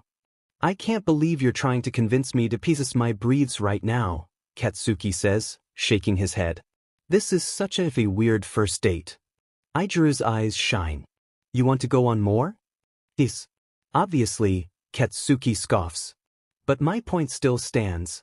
I'm not going to wet myself like a DMN child just because you're not grossed out by it. Aijiro chuckles and smiles softly. I just don't want you to get sick over something like this, he says. Does it hurt? If it hurts, you should just go. Katsuki looks away, and Aijiro frowns. I know, Katsuki snaps. Just, can we talk about something else? I'm not gonna force it to happen. Aijiro sighs, but nods. He's almost done reciting a bit from a comedy routine that Kaminari showed him when Katsuki yelps and tenses, sitting up straight. Are you dash? Yep, Katsuki says, his face burning red. Aijiro looks down and sees that Katsuki's crotch is soaked, and he doesn't show signs of stopping anytime soon. The urine runs down his legs in little streaks, but most of it pools in the seat. He forces himself not to grimace when the hot liquid soaks into the side of his jeans. Katsuki himself looks absolutely mortified, staring straight ahead and refusing to meet Aijiro's incessant gaze. He can tell when he finishes, because he gives a little shudder, and his shoulder relaxes just a bit. Are you okay? Aijiro asks. Katsuki presses his lips together and shakes his head, his eyes filling with tears. Focus. Come here, he says, opening his arms. Katsuki hesitantly accepts the hug, pressing his face into Ijuru's shirt but making sure not to let their legs touch any more than they already are. He tried as hard as he can to stop crying, knowing that he had tarnished the memory of the perfect first date. 10 years from now, instead of remembering sharing their first kiss at the top of a Ferris wheel at sunset, he's going to remember Katsuki psing his breathes and then crying like a baby. "Talk to me," Ijuru whispers, stroking his back. "What's going on in your noggin?" "I'm just really embarrassed," Katsuki whispers, his voice strained. "I ruined our date. And I got Mega Bear wet. And you." He lets out a little sob, and Ijuru feels his own eyes fill with tears. He shushes Katsuki. "I told you I wouldn't be upset," he says. "You didn't ruin our first date, Kats. This is just a little bump in the road. You're okay." Katsuki eventually calms down, sniffing loudly and scrubbing away his tears. "Sorry," he mumbles, pulling away. He crosses his arms over his chest self-consciously. Ijuru shakes his head. "You don't have to apologize," he says. "It could have happened to anyone. And I think you're forgetting that I babysit for a job. This is definitely not the first time I've been peed on. In fact, it's preferable to all the other times, because I don't have to explain to anyone's mom why I'm not wearing a shirt anymore." Katsuki laughs and rubs his eyes. "If my mom ever found out about this, I'd never hear the end of it," he says. "At our wedding, instead of saying how we're so good together, she'll be ranting about how I said all over you and you still loved me." "Wedding, huh?" Ijuru asks, smiling and throwing his arm around him again. "And I love you too. Wanna date me for more than 6 hours before that happens?" "Oh my god," Katsuki groans. "I could literally not embarrass myself more tonight." "I do," Ijuru says quickly. "I love you. I have for a while now." He kisses Katsuki's temple. "And I'd like to marry you one day, I think." "I love you too," Katsuki mumbles. It's at that moment that the Ferris wheel starts whirring, and the intercom comes on. "We're gonna get you folks off and give you your tickets, and then we'll be closing the Ferris wheel for the night. So sorry for the inconvenience." Katsuki tenses. "They're all gonna see," he says, staring at Ijuru. "I didn't even think dash." "It's all right," Ijuru assure him. "I already told them we'd be leaving after this. You can hold Mega Bear in front of you until we get to the train station. It's gonna be okay." Somehow, they actually managed to pull off their plan, mostly due to the fact that it was dark now. Their friends seem none the wiser, and if they are, then they don't mention it. Katsuki flips off the porta-potties on their way out. "This is stupid," Katsuki says. Ochako rolls her eyes and crosses her arms. "I'm not happy about it either, okay?" She sighs, resting her face on the desk. "I really should have paid more attention in this class. I didn't know we'd be paired up by grades." "It literally doesn't matter," Katsuki scoffs. "Art history has nothing to do with hero work. I have no idea why it's a required class. Creative ability is a huge part of hero work," Midnight says, slamming her ruler down on their table. "Now get to work, problem children. This project counts as your final grade for this class, and you both could really use a good one." "Yes, miss," Ochako says, sitting up straight. Midnight nods and walks away. Katsuki stares at the clay in front of him with absolutely no idea what to do. "Who's the beach that worked with this sheet again?" Ochako scans over the piece of paper they were given. "Tashiko Kizu," she says. "And we're supposed to make a bowl or something?" "That's the idea." Katsuki groans, running a hand through his hair. He knows Diamond well that he should have cared about his work in this class just as much as he did in his others. But he doesn't have an artistic bone in his body. The closest things he understands to art are drumming and eyeliner, and neither of those are useful in this situation. That's not even mentioning how incompatible he and Ochako are. They have yet to work on a project together without clashing heads. "I'm gonna go refill my water bottle," he says, taking the empty bottle from his bag. "You just did that at the beginning of class," Ochako protests. "Stop procrastinating." "Yeah, well, I need water to work and my bottle is empty," he says, shoving his chair away from the table and storming away. Ochako sighs and gets to work squishing the clay into a ball shape. Katsuki takes his sweet time filling up his water bottle, making sure to take a few sips while he's at the fountain, strolling into the boys' room to fix his hair, and stopping by his locker to grab a pencil that he doesn't need. By the time he's returned to the classroom, Ochako's practically done forming their bowl. "Thanks for all your help," she grumbles when he sits down. He unscrews the cap to his bottle and starts chugging, pointing to it and shrugging as if to say, "Can't talk right now." Midnight says, staring over their project. "I'm afraid you'll need to do a little more than a pinch pot if you want a good grade," she says. Ochako whines in dismay. "And you, Mr. Bakugou? I suggest you help, or else you'll receive a 0. Uraraka can take the grade for herself." She leans down. "And I really don't think you want to retake this class next year. Do you?" He pulls the water bottle away from his lips with a pop, glowering at his teacher. He slowly shakes his head, sitting up. Good. They get to work forming different ceramic creations, figuring the more clay they use, the better the grade. They're almost done with their second vase when Katsuki realizes he's subconsciously rocking down on his seat, too occupied with the project to realize he needed to pee. He stands up and is about to go to the sink to wash off his hands when Ochako grabs his wrist, lurching him back down. "Where are you going?" she demands, Fave stern. He jerks his arm away.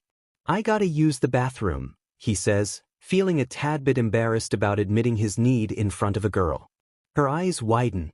"Oh, no you don't," she exclaims, slapping his arm and using her quirk to slam him back down in his chair. He lets out a surprised, dash, tensing when he feels his boxers get a little wet. He glares at her. "Let me up," he demands. She glares back. "I know what you're doing," she insists. "You're going to wander off in the hallways for the rest of class and leave me to finish up the work." "No, you dumps, I'm going to take a piece," he hisses, squinting his eyes. "Hold it, Finn," she says, lifting her chin up proudly. "We need to get these in the kiln. Some people already have theirs baked," she points out, gesturing to Izuku and Momo, who are glazing their ceramic elephant. "This is bullshit," Katsuki says, slamming his fist down on the table. Ochako gives him a deadpan stare before getting back to the vase. He huffs, resuming his work. "Whatever. If I pieces all over the floor, it's your fault." "I can live with that," Ochako spits. It takes them half an hour to finish their sculptures. They're the last out of everyone to put them in the kiln, and Midnight really doesn't seem too impressed with the way they droop and slant. She sighs. "Okay, you two. While those are baking, you can get started on your paper." Katsuki feels like throwing a tantrum. "Paper?" he questions. Ochako blinks. "Did you not read the assignment?" she asks. Katsuki doesn't answer, biting his lip. Midnight shakes her head.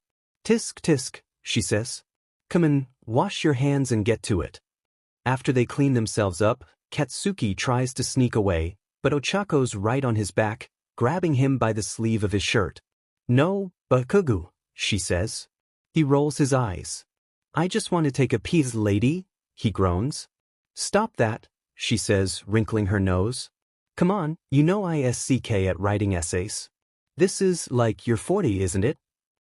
"It is," he says, unable to refuse the way she's preening his ego. "Fine. If you're so helpless to do it yourself, I'll handle the paper." He sits down at his computer, crossing his legs and squirming as he churns out an essay, ignoring Ochako's helpful pointers and comments about his fidgeting. "Bakugou, Uraraka, your first pot is ready," Midnight announces. Ochako jumps up. "I'll get it," she says. "I can work on glazing and stuff while you finish up." He nods shortly and watches as she turns away, immediately sneaking a hand under the table and pressing it into his groin. He flushes red when he realizes his crotch is damp, and looks down to assess the damage. Definitely nothing that anyone would notice, but there are a few visible drips on the light gray fabric of his uniform. He bites his lip, drawing his hand away and resuming his typing. He finishes the essay within an hour, and looks up from his screen to see Ochako deeply focused on painting, her tongue poking out of her lips. He scoffs. "Put your tongue back in your mouth. You look like a DMN dog." She glares up at him. Woof. God, is this what he's like? Snarky and obnoxious? He pities his friends. He snatches an unpainted pot and gets to work on it, rocking back and forth in his seat as he does so. Puffs. You can go now, she says as if it was obvious. Stop being so overdramatic. Oh no, Katsuki says, relishing in the opportunity to be a pain in the butt. I've been a bad partner, Uraraka. I should focus on the project. I can't leave now. Dash. She puffs her cheeks out. You're so arg. Her face goes red with frustration. It's not my problem.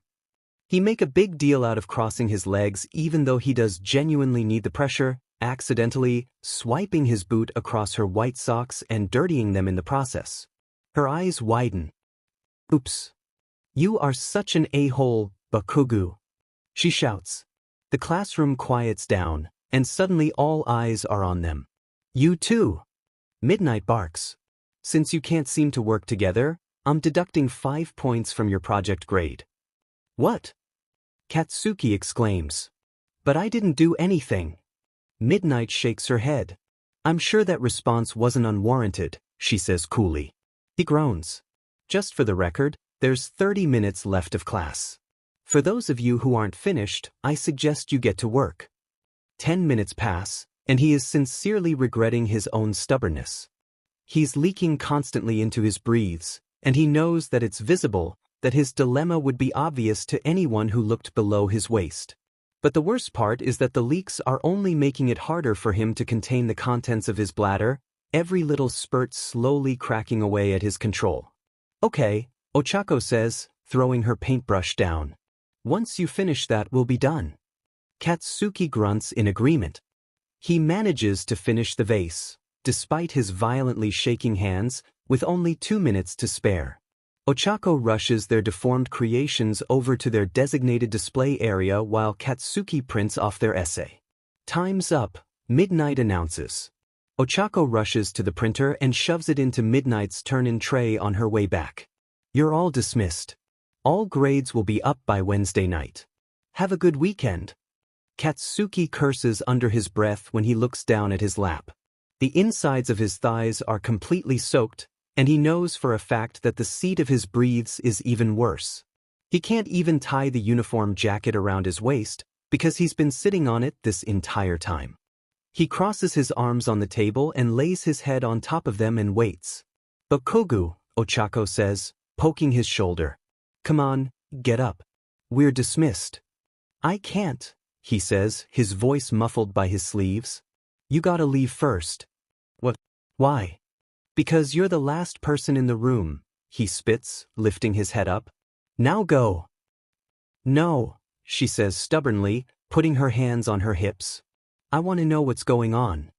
I'm not telling you, he scoffs, rolling his eyes. Her face softens a little bit. Are you mad at me? She asks. Ah man, I'm sorry. I get really intense sometimes. Deku calls it my power bitch mode. I don't care, he says through clenched teeth, bouncing in his seat when another spurt releases. Just effing go already. She glances down at the sound of his fidgeting, and her expression goes completely neutral. Anxiety blooms in his chest. Did you have an accident? She asks quietly. He glares at her, eyes wide. I told you to go. You can tie my jacket around your waist, she offers. I might have a sweatshirt in here somewhere too. It'll at least hide Dash. He groans, slapping a hand over his mouth. A loud hissing fills the room as he loses complete control over his bladder, the urine splashing on the floor below his seat. His body is flushed from the chest up. He literally couldn't imagine a more humiliating situation. Oh. Paco says, backing away. She makes a bit of a face at his breathing noises, her lip twitching. Recovery girl might have some spare breathes. Shut up. Katsuki roars, scrubbing at his eyes with his sleeve. This is your fault. I know. Ochako squeaks, feeling her eyes fill with their own tears. I feel really bad. Huh, Midnight says, walking into the room. Are you all right, Bakugou? I'm fine, he mutters, although his lip is quivering. Midnight nods. Uraraka, would you mind walking him down to the nurse? He'll have an opportunity to clean himself up before after-school activities begin. Katsuki sniffs. Look kid, don't worry about it. Happens to the best of us. I'll get the mess taken care of, you just focus on yourself, alright? She places a hand on his shoulder and he nods, his eyes red and puffy. Ochako pulls a pink sweatshirt from her bag and hands it to Katsuki. He stares at it. You're joking. She rolls her eyes. Just take the sweatshirt, dude. He huffs and snatches it, standing up to tie it around his waist. It does very little to actually hide his accident, but it's slightly more dignified than walking around with his sopping wet but exposed to the world. Thanks, he mutters. Sure thing, Ochako says. You want me to carry your bag for you? Don't push it. It takes Katsuki a little to get over the complete crush to his pride that was the haunted trail. He doesn't leave his room all weekend, and once school starts back up, it's a solid week before he can look and of the Bakugou squad, especially Kaminari, in the eyes again. But he does, eventually, because he's Katsuki Bakugou. He can handle anything.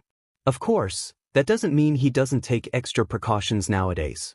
Excusing himself to use the toilet at the very first twinge in his bladder, monitoring his liquid intake to keep him well hydrated but not too hydrated, and maybe, for the first couple of days at least, shoving some toilet paper in his boxers to prevent any possible momentarily lapses in control to go unnoticed. Maybe. Anyways, a month later, he's back to his normal fiery self, and he doesn't think twice when Idra asks him to join a few of his friends downstairs for a movie. He's all done with his homework, and he doesn't have to wake up early tomorrow, so why not? Also, it's Idru, and he's had a hard time saying both to him ever since. The incident.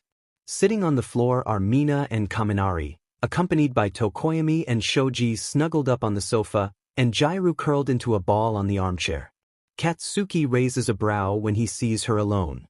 No ponytail? Momo doesn't like horror movies that aren't supernatural, she explains, shrugging. I'm the opposite. I can't stomach ghosts. Ugh, same here. Mina exclaims, squeezing her eyes shut. I don't like horror at all. We were supposed to watch a romance. Katsuki rolls his eyes and sits down on the last available seat, looking at Idru expectantly. There's no room, he says, grinning sheepishly. Katsuki scoots over as much as he can, creating a decent available space. Well, come on, he grunts, daring him to say no. Idru bites back a smile and lowers himself into the seat, trying not to react too embarrassingly when Katsuki leans into his chest and hugs his middle.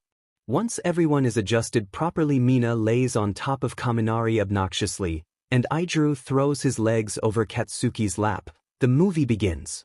They don't even get a full minute in before Kaminari jumps up and pauses it, eliciting groans from everyone. Chill guys. I'm just gonna grab us some popcorn and sodas and stuff. What does everyone want? Everyone requests a bag of popcorn except for Jairu, who found it too salty, and Katsuki, who fully intended to steal a handful from Idru's bag and call it a night.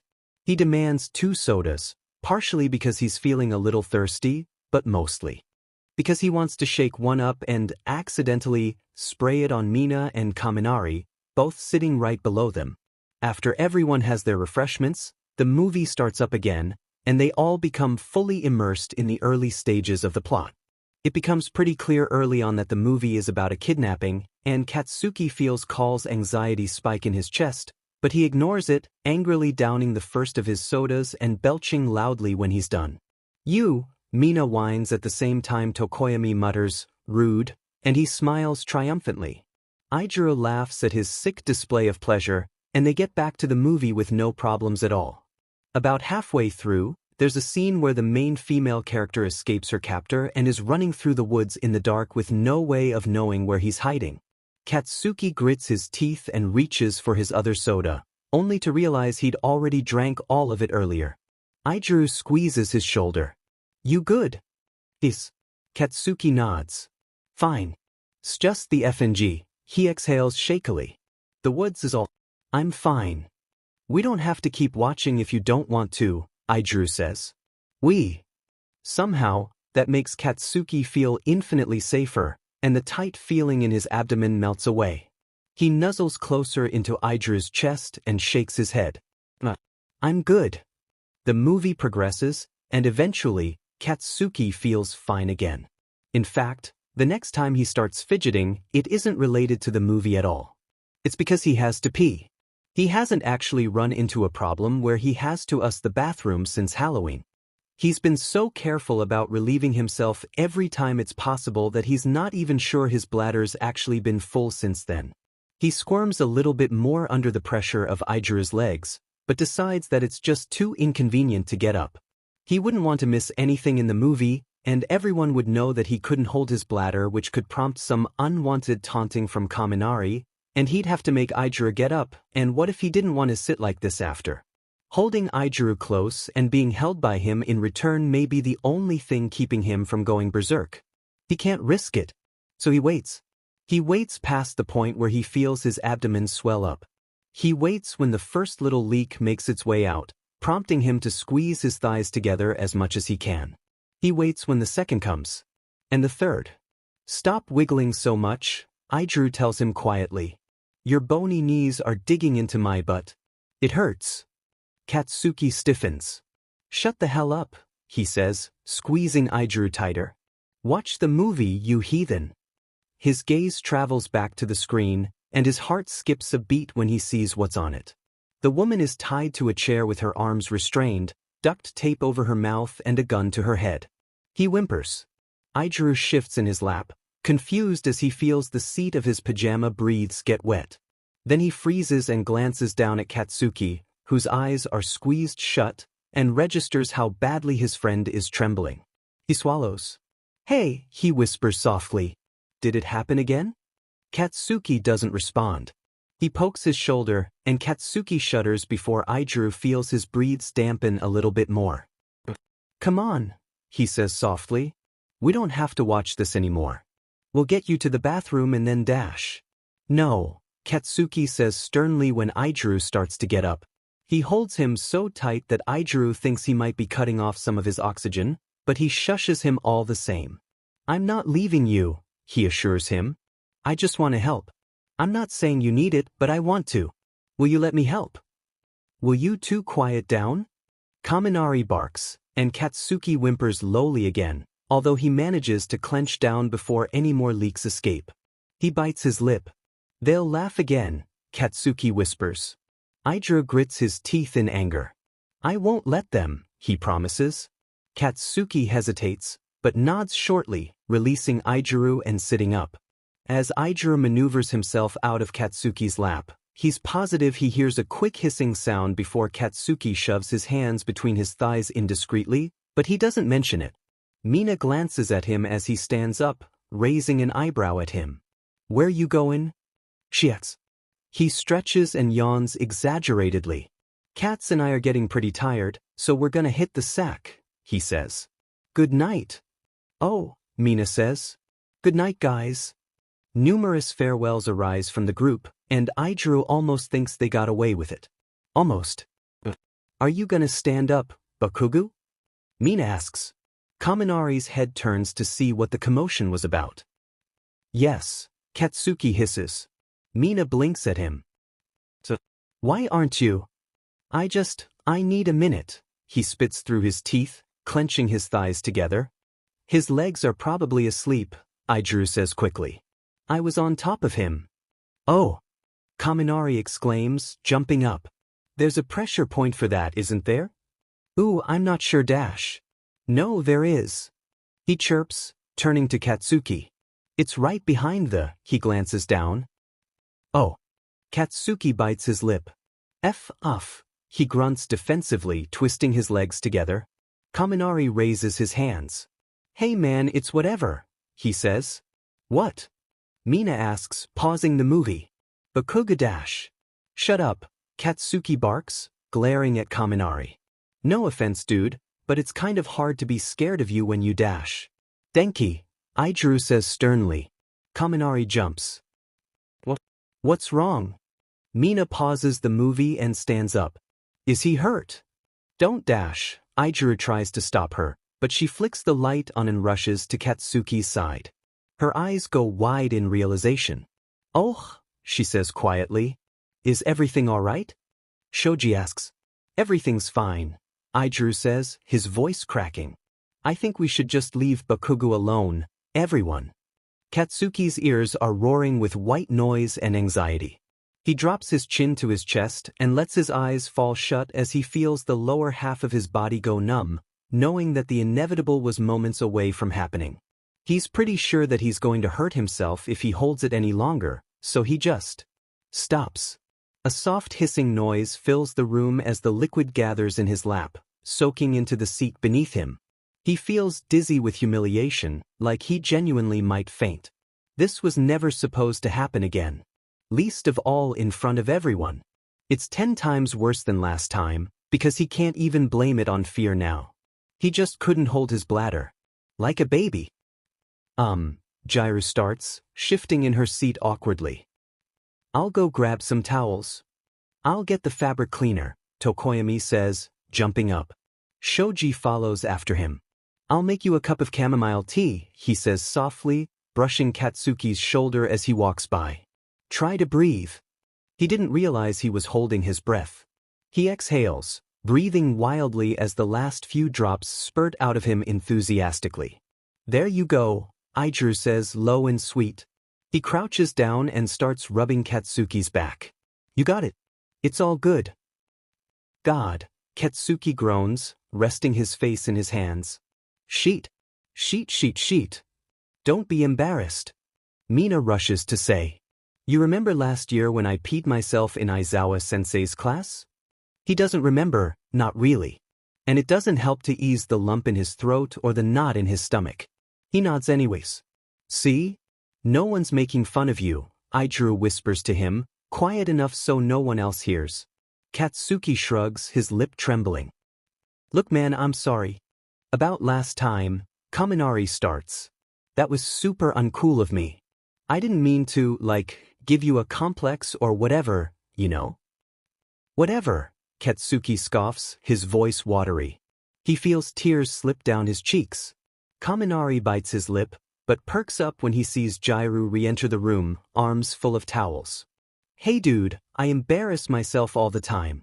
Just ask Jiru. He slings an arm over her shoulders. Isn't that right? Yep, she says, rolling her eyes.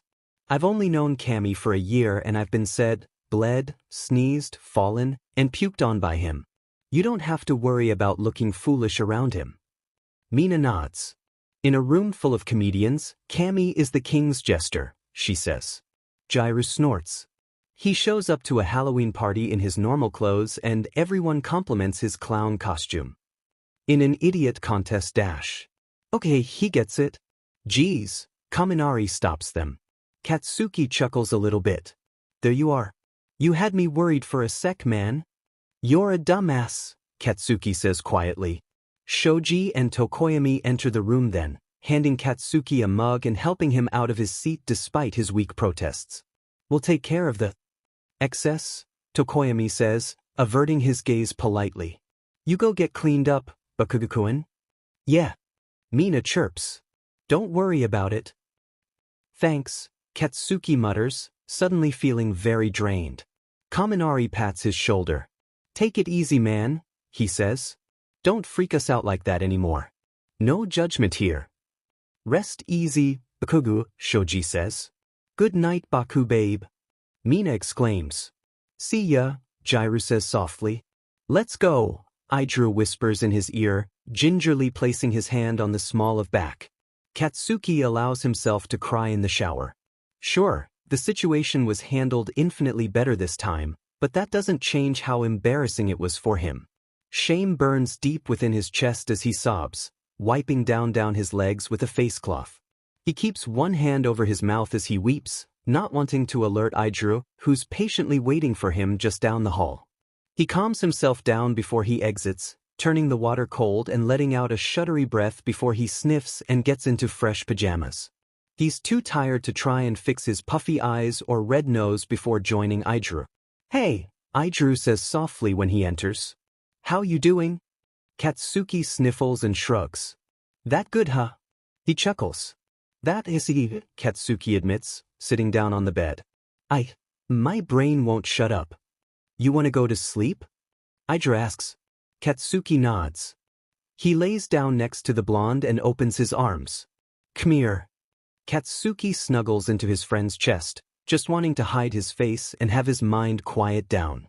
Aijiro starts petting his hair, whispering careless words to him, stories from his internship and new songs he wanted to show him, things like that.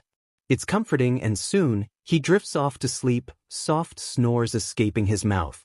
Aijiro smiles and kisses his forehead before reaching over to shut off the light and closing his own eyes. Are you nervous? Aijiro asks sheepishly, wiping his palms off on his jeans. Katsuki squints at him. I am. SWHY I asked. You scared of planes, Eiji? He questions, the corner of his lip curving up in amusement. No, Aijiro says casually. They're just metal death traps carrying us miles above the earth that could drop us to our fiery deaths at any minute. What's to be scared of? Oh my god, Katsuki laughs. Imagine that. Big, manly red riot scared of a plane. Stop teasing, Aijiro pouts. Look at you. Your hands are shaking. Katsuki doesn't need to look down to know that he's right. Yeah, he admits, shrugging. It's just a high-anxiety day, plus I drank way too much coffee at the airport. I'll make it. Aijiro gasps. Dude, why didn't you tell me? He asks, rooting around in his fanny pack that he insisted on wearing despite Katsuki's protests. He retrieves a small bottle of pills. Here, take one of these. They're supposed to make you all calm and junk during plane rides. Katsuki snatches the bottle from him and scans the content label before popping 3 into his mouth and swallowing them dry. Aijiro winces at the action. I think you're only supposed to take 1, he points out meekly. Katsuki shakes his head. I've got a high tolerance to sleeping pills and shit like that. My mom used to make me take them all the time when I was a kid. If you say so, Aijiro says, carefully putting the bottle back into his pack and zipping it up. Just so you know, I'm here for you if you overdose. Katsuki rolls his eyes. On 3 pills? That's unlikely, he scoffs, pulling out his book. Now shut up, I'm reading. Aijiro nods obediently. 20 minutes later, Katsuki was in a sleep deeper than death, drooling all over Aijiro's shoulder and snoring loud enough to get them more than a few dirty glares in their direction. High tolerance my butt, Aijiro mutters to himself, rolling his eyes. Leave it to Katsuki to pull something like this, huh? He doesn't stay mad at him for long though, as pretty soon he discovers a DVD player and excitedly pops in the first of the 5 movies he brought along with him and putting on headphones to drown out the sounds of Katsuki's relentless snoring. The medicine that he took works fast, and he finds himself nodding off halfway through, willingly giving in to sleep and resting his head on top of Katsuki's.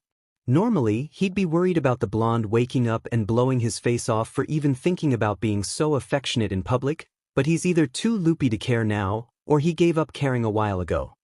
Katsuki stirs awake 2 hours later, feeling funny all over.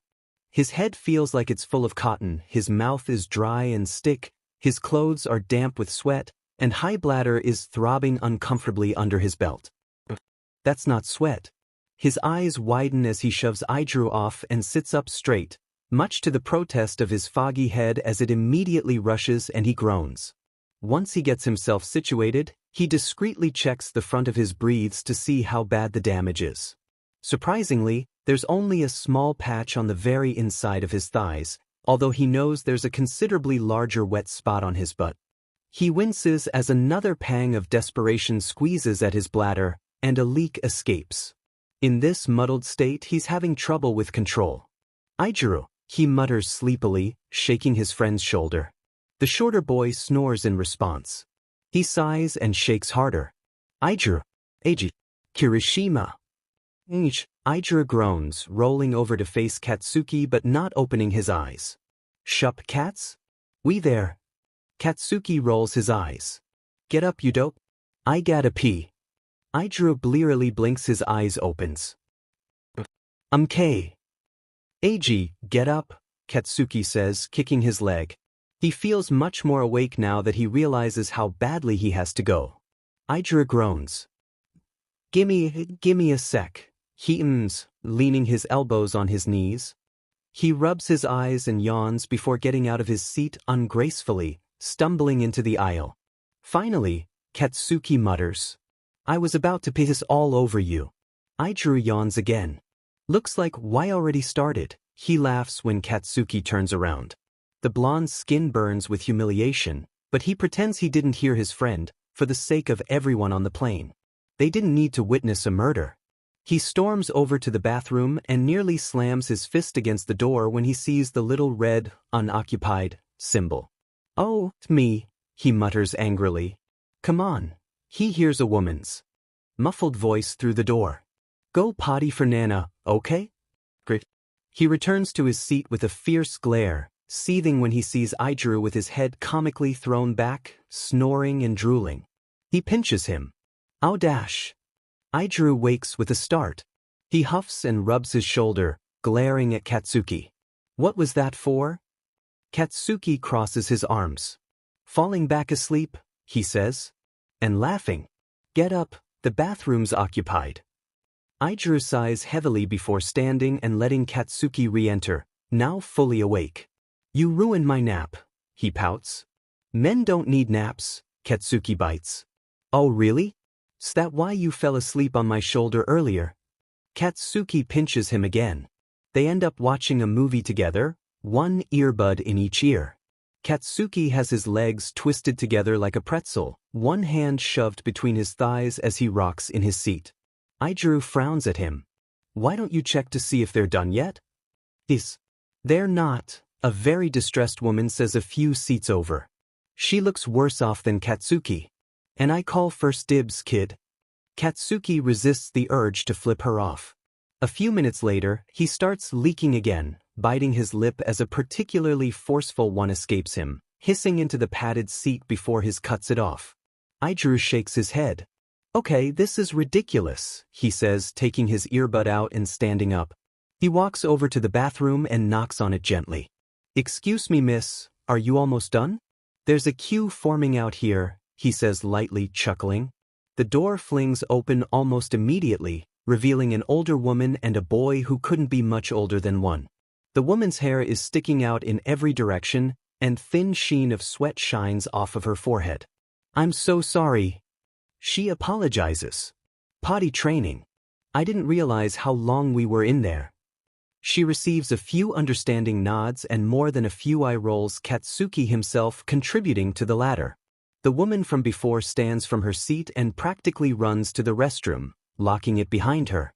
Aijuru smiles and Katsuki and shoots him a thumbs up. He frowns and refuses to meet his gaze, which worries Aijuru, prompting him to walk back to their seats. "You all right?"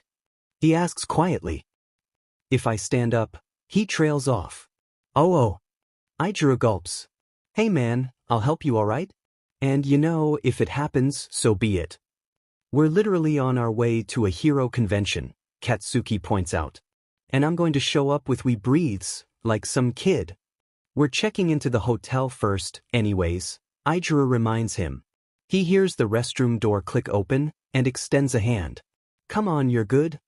Katsuki holds his breath and braces himself, crossing one leg over the other the second he stands up. He holds Aijuru's hand on the way to the bathroom, praying that no one is watching them.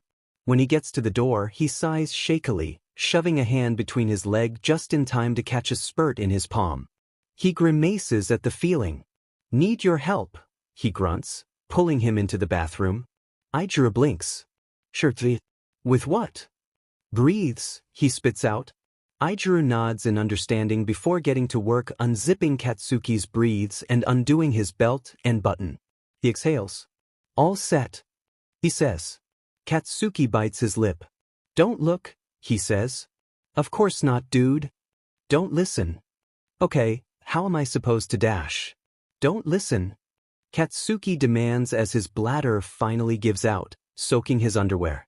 He groans in frustration and pulls down his breathes, splattering urine all over the floor, the front of the toilet, and the seat in the process. Aijuru turns around dutifully. When he finishes relieving himself, he blinks. "My boxers," he grunts. "What do we do with them?" Aijuru perks up. "I've got a plastic bag with me, hang on." he exclaims, rushing out the door and leaving Katsuki to clean himself and the bathroom up to the extent he can with the supplies available to him. He wipes down his thighs but with toilet paper, opting to use wet paper towels on the rest of his mess. Upon looking in the mirror, he takes off his hoodie and ties it around his waist. It actually succeeds in covering most of his accident, but the wet fabric against his bare skin is a constant reminder in the back of his head. Aijuru returns shortly thereafter with the bag, and Katsuki hurriedly shoves his soaked underwear into it before scrubbing his hands and storming out, evidence in hand. A few people give him looks of sympathy and pity, and the old lady mouths an apology. His ears burn as he returns to his damp seat. Okay, Aijuru breathes. All good. Oh yeah, Katsuki grumbles, rolling his eyes. Fucking peachy. Never been better. You're cute when you're embarrassed, he teases, poking the blonde's side. He gets pinched. So, this is weird. The second Katsuki returned home for the holidays, his mother started ragging on him about every little thing. Within the first day, she scheduled him a hair appointment, a dentist appointment, a spa appointment, and, worst of all, a massage therapy appointment. The first 3 were fine. The barber teased him about his hairstyle when he was working with Best Jeanist. The dentist told him he should get cosmetic braces like she does every time, and the ladies at the spa all complimented how pretty Mitsuki's daughter was until he angrily corrected them, but they were fine. Normal. All things he'd experienced already. This is new. Nothing about lying tummy down on a hard table in boxers and a sports bra while a stranger rubs oil on him and gossips with his mother is appealing to him. He feels exposed and self-conscious, wishing he could cover his body up in a huge blanket and hide from everyone. It's too much, he hates it. Oh dash, he groans as the masseuse presses into his shoulder. She laughs lightly. Yeah, I bet your quirk works these muscles a lot, huh? Mitsuki nods at her, smiling at the fact that she recognizes her son. Say, how's about I give you a coupon for an arm massage after we finish up today? Sound good? Sure, Katsuki mumbles, his cheeks being squished against the table. The way the woman works at the knots and muscles in his back but hurts and relaxes him, and he soon finds his eyelids growing heavy. All of his fight drained out of him the second those skilled hands started working miracles on his back, so he gives in fairly quickly. He feels very peaceful in his not-quite-asleep state. Everything is peaceful and quiet. God, he loves the quiet. He can't remember the last time he felt this relaxed, this warm. The kind of that warmth washes over him in waves, like an ocean full of bath water. Warm and delightful and most of all wet. He jolts awake suddenly, his eyes flying open as the masseuse chuckles at him. It's okay, it happens all the t-. She trails off when she hears the liquid splashing on the floor. You're effing kidding me, Mitsuki mutters. All of the tension that was released earlier comes back in an instant as he sits up, teary-eyed and red-faced, helpless to stop when he's already so far in. He hasn't wet the bed since he was, 7. It's been even longer since he last peed his breathes while he was awake. So why now? He feels absolutely no relief when he finishes going, only discomfort and a very distinct shame that he hasn't felt so intensely since the slime monster incident. His heart is beating in his chest, there's urine pooled in his lap and under his butt, and he just peed all over some nice stranger's shoes. I am so sorry, Mitsuki stresses, clutching her purse and standing up. We'll help clean up and I'll leave you a huge tip. I swear he's not normally this immature. It's fine. The masseuse laughs. It's not the first time I've been peed on, honey. I've got 3 little nephews who babysitting them? Now that's a chore. Mitsuki smiles tightly. Don't you worry about this, kid. It's probably the first time you've been really relaxed in a while, huh? Katsuki doesn't react. Katsuki, she asked you a question. Poor thing, the masseuse mumbles. You want to take a shower here?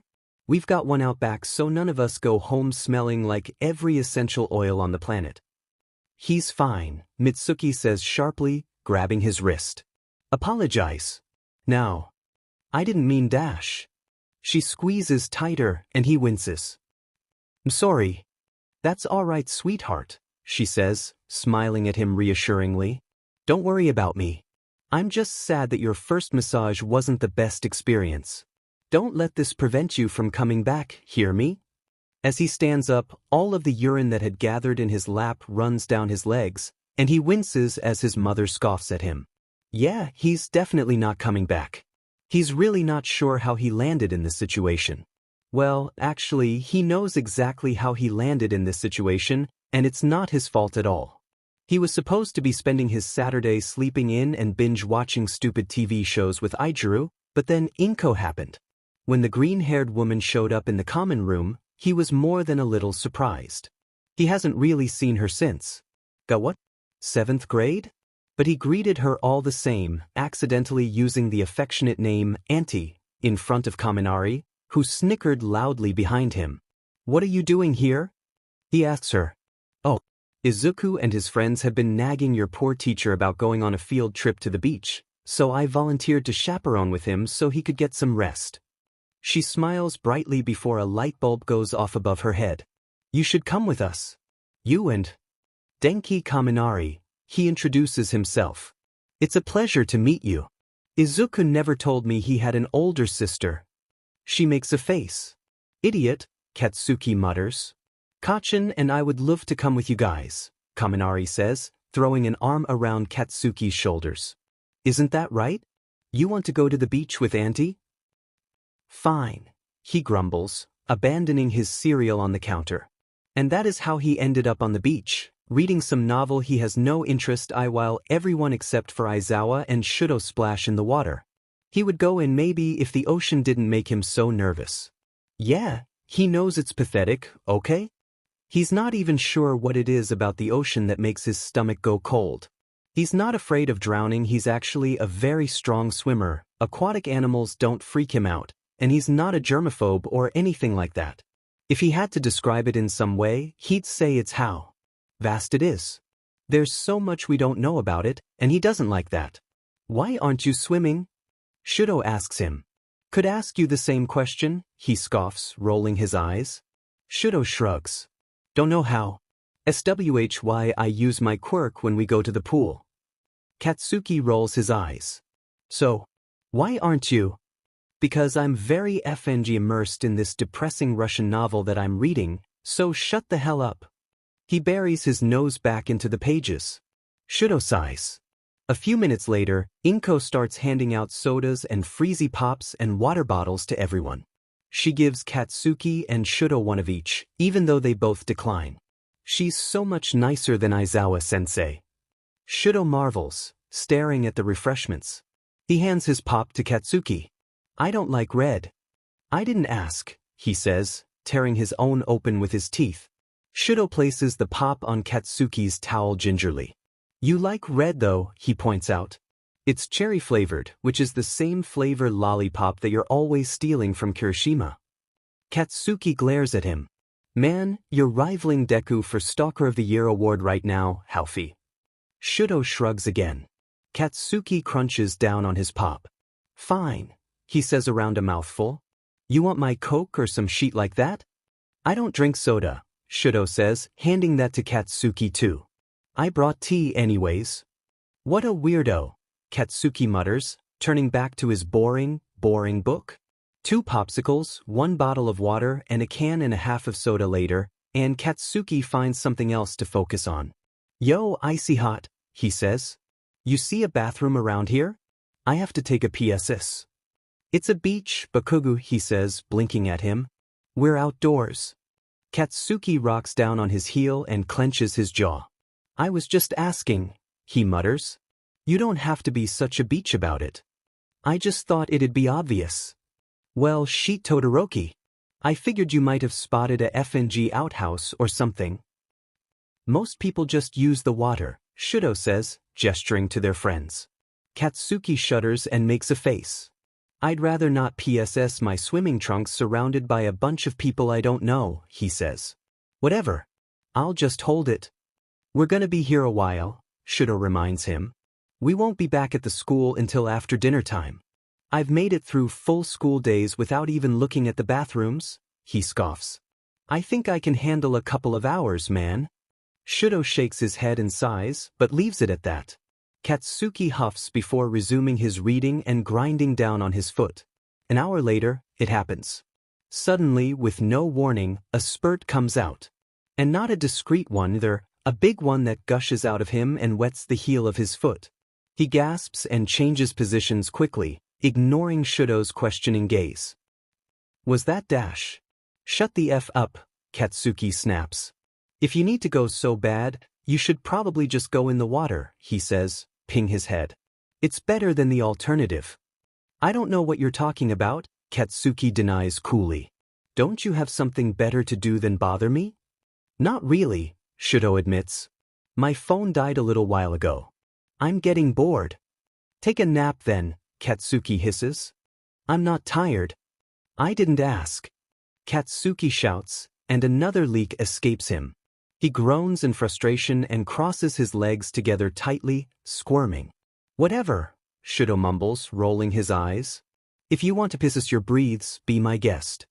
Oh, you'd just love that, wouldn't you? Katsuki hisses. You know, you're always trying to look better than me. Are we fighting about the sports festival again? Shudo asks. I can't remember where we left off last time. We aren't doing anything, Katsuki says. You are pissing me off. Poor choice of words. Yeah, well dash. He cuts himself off with a grunt as another spurt shoots out of him, wetting the towel underneath him. F dash. Language, Aizawa mutters sleepily. Both boys start and stare at their teacher. Sorry, sensei, Katsuki mutters. Aizawa snores softly in response. The blonde glowers at Shudo. This is all your fault. How is this my fault? Because you gave me all that stuff. Katsuki argues. The effing popsicle and the Coke, and now I'm. You'll be fine, Shudo says, softening his tone. Nothing's gonna happen. Yeah, well, Katsuki sniffs. I'm pretty sure I'm gonna smell like pieces now either way, so. That's unfortunate, Shudo admits. He scoots closer to Katsuki. How adverse are you to just going? He whispers. Nah, Katsuki barks, wrinkling his nose. That's disgusting. Why would you even dash? Listen, Shudo interrupts him. You're clearly going to have an accident. You could try to go in the water, which you clearly don't want to do, and it's unlikely that you'll make it. You could try and wait until we go back on the bus, but chances are you'll end up pissing your breathes in front of everyone, and I know you don't want to do that. Or, he says, raising his eyebrow, we could dig a hole, you pop a squat and do your business, and then you can go into the water and wash off. Skrdudter, Katsuki mumbles, fidgeting desperately. Shudo blinks at him. What? I'm scared of the water. Katsuki whisper shouts. God, you happy now, prick? Well no, Shudo says. But I don't think it'll be a problem. I can just dump my tea on you. I'll get all sticky, Katsuki protests. Well, it's either getting a little stick or having half the class know that you said yourself, Shudo argues. Kaminari's here, you know. He won't hesitate to tease you. Midoriya too. Don't you think he'll look down on you? You, Katsuki grunts, wiggling with more intensity. Another leak squeezes out of him, and he groans. Fine. Fuckin'. Help me. Enshm, Shudo hums, digging a hole beside Katsuki's towel. You gonna help? Not unless you want to help me hide a wet towel, Katsuki sneers, bouncing. Can you hurry up? Shudo pps his head. No, Pili dash. Please, Katsuki stresses, squeezing his eyes shut. I know you're just being AD dash, but I mean it. Shudo gulps. He'd pushed too far, hadn't he? He busies himself with finishing up the hole, backing away when he's done. Okay, you can go now, he says. Katsuki doesn't move. Bakugou. Wait, Katsuki spits through clenched teeth. He takes a deep breath and hops over to the makeshift toilet, revealing a wet patch on his towel. Shudo suspects that he'd started urinating the second he finished digging, and he could see little streams of urine dripping down Katsuki's leg despite his squatting position. Katsuki grunts as he psees forcefully into the sand, filling up the hole faster than it could absorb the liquid. He glares at Shudo. Dude, hide me. He barks. Oh. Whoops, Shudo says, positioning himself so his back is shielding Katsuki from their friends. The blonde twists his lip. The F are you looking for? Turn around. Shudo turns around, waiting for the telltale sounds of liquid pattering into the sand to die down before he even thinks about looking back. He hears Katsuki breathe behind him. This is disgusting, he complains, picking at the soaked trunks sticking to his skin. Shudo turns back around. You want me to get the tea? Yeah, Katsuki says softly. Shudo nods and grabs his thermos, unscrewing the cap and pouring the cool liquid all over Katsuki's lap and legs. The blonde shivers. Are you okay? Shudo asks. Katsuki shrugs. I'll get over it, he says. If you tell anyone dash. I won't, Shudo promises. You don't even have to owe my one. Thanks, Katsuki says quietly. You're not such an a-hole, you know. Wish I could say the same for you, Shudo jokes. Katsuki huffs and kicks his knee. Oh, Bakugou. Kaminari greets, sliding into the seat next to him. How come you didn't get in the water, man? It was great. I dash. He pauses suddenly, making a weird face. You short out, Sparky? Katsuki asks. Something smells like cat pee, Kaminari explains. Katsuki freezes and locks eyes with Shudo, who nods at him reassuringly. It's my bag, he speaks up. Sorry. I didn't even realize until we were at the beach. It's cool, man, Kaminari says, shrugging. Cats are unpredictable, aren't they? Yeah, Shudo agrees. Very unpredictable. Does high blood pressure run in your family? Recovery girl asks. Katsuki nods. HM. Have you been experiencing a lot of migraines recently? Another nod. Have you noticed an increase your anxiety problem? I don't have a dash. Sorry. Not a problem, she corrects herself. But have you? A nod again, more hesitant this time. So, your blood pressure is rising. No big deal, it's likely just a mix of unfortunate genetics and the stress you've been under recently. I'm going to give you a diuretic pill to take for the week, and then we'll check back in and see if the problem has worsened at all. If all goes well, you should be fine. Lots of people experience this. Diuretics, Katsuki clarifies. That's just gonna make me pee a lot, right? Essentially yes, she says. They flush out extra sodium in your system through your urine. I'm going to recommend that you cut back on high-sodium foods for a while, but I know that you're a teenage boy and that sodium makes up 90% of your diet. Sure, Katsuki says, nodding. She hands him a little bottle of pills and sends him on his way, making him promise to take one every morning with his breakfast. And so it begins. On the first day, it hits him like a truck. 1 minute, he's trying to force himself to focus on his earliest class of the day. The next he's leaking into his underwear and shooting his hand in the air to excuse himself. He may or may not have to run to the restroom with a hand between his legs, but that's his business. The rest of the day follows a similar pattern up until training. He's paired with Aijuru, thankfully, as they're focusing on compatible powers this week. It's all fine and dandy until Aijuru punches him in the stomach, and his bladder immediately reacts, spraying urine into his hero costume uncontrollably. Sheet. He gasps, clenching his thighs together to at least slow down the flow. He knows it's only temporary, though, so he unclasps his belt and pulls his breathes down, squatting right there behind the fake building and psing forcefully through his underwear. Sorry. Aijuru apologizes profusely. I didn't know you had to go. I wouldn't have dash. It's not your fault, Katsuki breathes, covering his eyes with his arm. Recovery girl put me on these water pills for my blood pressure. I'm honestly surprised this didn't happen sooner. Still though, Aijuru exclaims.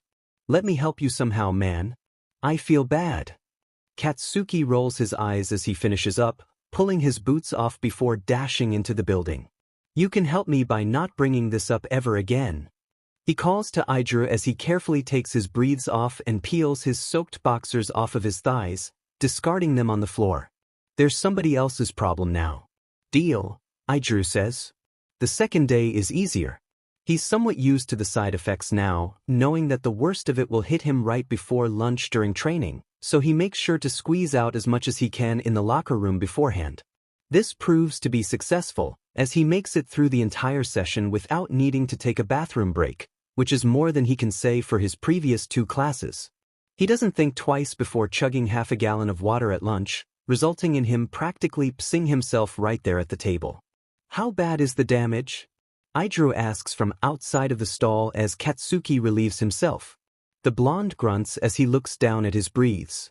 His boxers are uncomfortably damp, but someone would have to be really staring closely and intently to see any visible wet spots. He takes it as a victory. Manageable, he says. Thanks for covering for me, by the way. When Aijiro noticed Katsuki start to lose control at the table, he announced that he was feeling sick and promptly dragged the blonde out of the cafeteria, knowing he'd need a shoulder to lean on if he was going to make it to the bathroom. This too was successful. Well, mostly at least. By the 3rd day, he's got it pretty much down-packed. Monitor his water intake, take lots of bathroom breaks during the day, don't put tons of pressure on his lower stomach. Saving his dignity without worsening his condition. On the 4th day, he forgets. He doesn't realize it until it's too late. Hey dude, nice work today. Aijiro compliments him when they're done training, like he always does.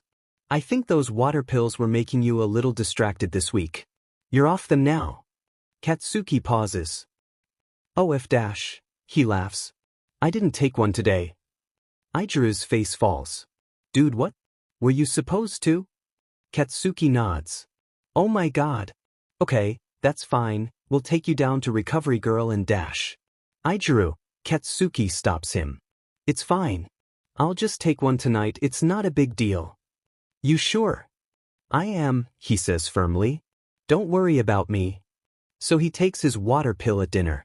He goes to bed at his preferred time, before curfew, so the entire floor is quiet and he can fall asleep without taking melatonin or anything like that. He had a pretty good day, not a lot of stress, so he drifts off easily. And wakes up again 2 hours later. At first he's annoyed that his sleep was interrupted, but that irritation quickly fades into embarrassment as he realizes that his bedsheets are soaked. In his half-asleep mind, this troubles him more than he'd like to admit, and his eyes fill with tears. F-, he shouts, slamming his fists down on either side of him. He sniffs and brings his wet knees to his chest, resting his arms on top of them and staring at his blanket with blurry vision. Tears slip down his face silently as he presses his lips together and tries not to sob. Katsuki? A quiet voice calls from his door. He startles. Can I come in? It's Aijiro. No, Katsuki says sharply, hoping that the quiver to his voice was all in his head. Okay, Aijiro agrees. Are you all right? Katsuki realizes what's happening and sighs. Aijiro's been helping him with his nightmares ever since they moved into the dorms together. It's definitely the reason they got so close so fast. I'm fine, Katsuki says quietly. I didn't have a nightmare. He hears Aijiro rest his head against the door, indicating to him that he's not leaving anytime soon. Just woke up then? Is. Katsuki squirms around in the quickly cooling fabric. Kinda yeah. Would you feel better if I left? Katsuki feels his heart squeeze and he realizes that he wants to be comforted by Aijiro right now, no matter how embarrassing it may be. He throws the blankets off and walks over to the door, unlocking it. He wishes he could say that the feeling of warm urine escaping down his legs wasn't missed, but it only served to remind him how much of his accident had soaked into his mattress. The door opens. Hey, Aijiro greets softly, standing up. I was just about to go to sleep, but I heard you shout, and I figured I'd check up on you. Good, Katsuki says, although he's shaking nervously. Turns out taking that pill before bed was a bad idea, though. Aijiro gives him a questioning look before Katsuki flips the light on and reveals his wet pajama breathes. The redhead nods, giving him a sympathetic pat on the back. Happens to the best of us, he says. Katsuki shrugs, looking downward. Whoa, Kats. Were you crying? Another shrug. It's just embarrassing, he says quietly. I can't wait for this week to be over. Don't get too stressed about it, Aijiro says, pulling him in for a hug. Katsuki immediately relaxes. His friend gives the best hugs. After this, your blood pressure will be back to normal, and hopefully we'll never have to worry about it again. "'S good. Thanks," Katsuki sniffs, clutching his shirt. He squeezes his eyes shut. "Can I sleep in your bed tonight?" "I know it's stupid but dash." "Of course," Idru tells him. "I don't know about you, but I'm way too tired to clean this up right now. Why don't you go shower and get into some fresh PJs while I set up your spot?" He pulls away, brushing Katsuki's hair back affectionately. "You're not any less manly for this, by the way. It's key into metal as F that you're 16 and already have the blood pressure of a 70-year-old. "Yeah," Katsuki chuckles. "Super metal." The 5th day is torturous. With the tail end of the pill from the night before mixed with the fresh wave of his morning pill, his bladder is practically expanding under the strain of sodium constantly being filtered out of his system. He'd rather die than admit it, but he wears one of those heavy-duty pads all day, just in case. He ends up being grateful about his foresight when the peak hits him at noon and his bladder starts releasing the minute he sees the door to the restroom. Without that extra layer of protection, he definitely would have needed to change into his gym breathes. The 6th day is the easiest by far. He does nothing but do homework and around with his friends all day, which means he doesn't need to make a mad dash for the bathroom during designated break times. He makes it through the entire day with only one close call he refused to lose to Kaminari in Mario Kart, which meant he was bouncing on his heel by the time he allowed himself to get up and relieve himself. And then the 7th day. He and Idru secretly celebrate the week from Hell's End, cheering when he swallows down his last pill at breakfast and vowing to hang out in Katsuki's room all day. At noon, they're laying down in his bed watching a movie. Katsuki pauses it. "Be right back," he says, stretching his arms upward. Idru marvels at him. "What?" "Dude, look at your belly," he says, pointing. Katsuki looks down to see it swollen and distended. He tugs his shirt down self-consciously. Idru laughs. "Man, you've got to be like a pee-holding answer now." "Whatever," he says, rolling his eyes. "I mean it. I totally would have peed my breathes if my bladder was that full." Katsuki snorts. "Been there, done that."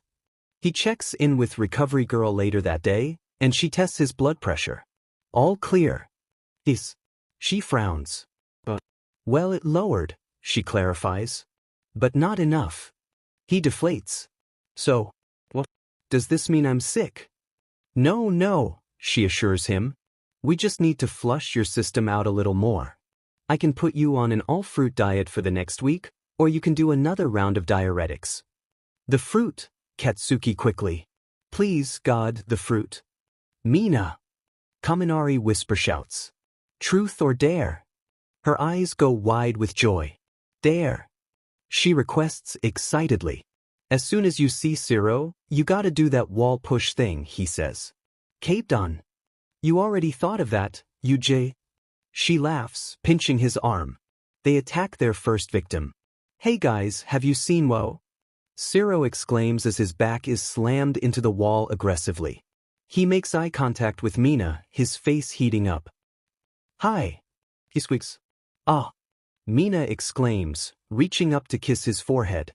"You're so sweet, Hanta." "Ah." Kaminari cackles, pointing at him. "Dude, you got so red." "Oh my god." "Not fair," Zero pouts, crossing his arms. "You guys can't just drag me into your games." "Can too," Mina says. "Truth or dare?" "Dare," Zero mutters. She throws her arms around his shoulders dramatically. "Kiss me, my prince." Zero happily leans down to press their lips together, rubbing his thumb over her thigh. "Gross," Katsuki mutters. Idra laughs. "Not a fan of PDA. Baby?" he asks, wrapping his arms around the blonde's waist. "Not a fan of idiots," Katsuki replies. "You dumb shits ready to go shopping or what?" "Our kings have arrived," Kaminari announces. "Let's go, people. Time's a tickin'." Zero frowns and looks at Mina, locking their hands together as they walk side by side. Though I was the royalty here," he grumbles. Mina frowns sympathetically.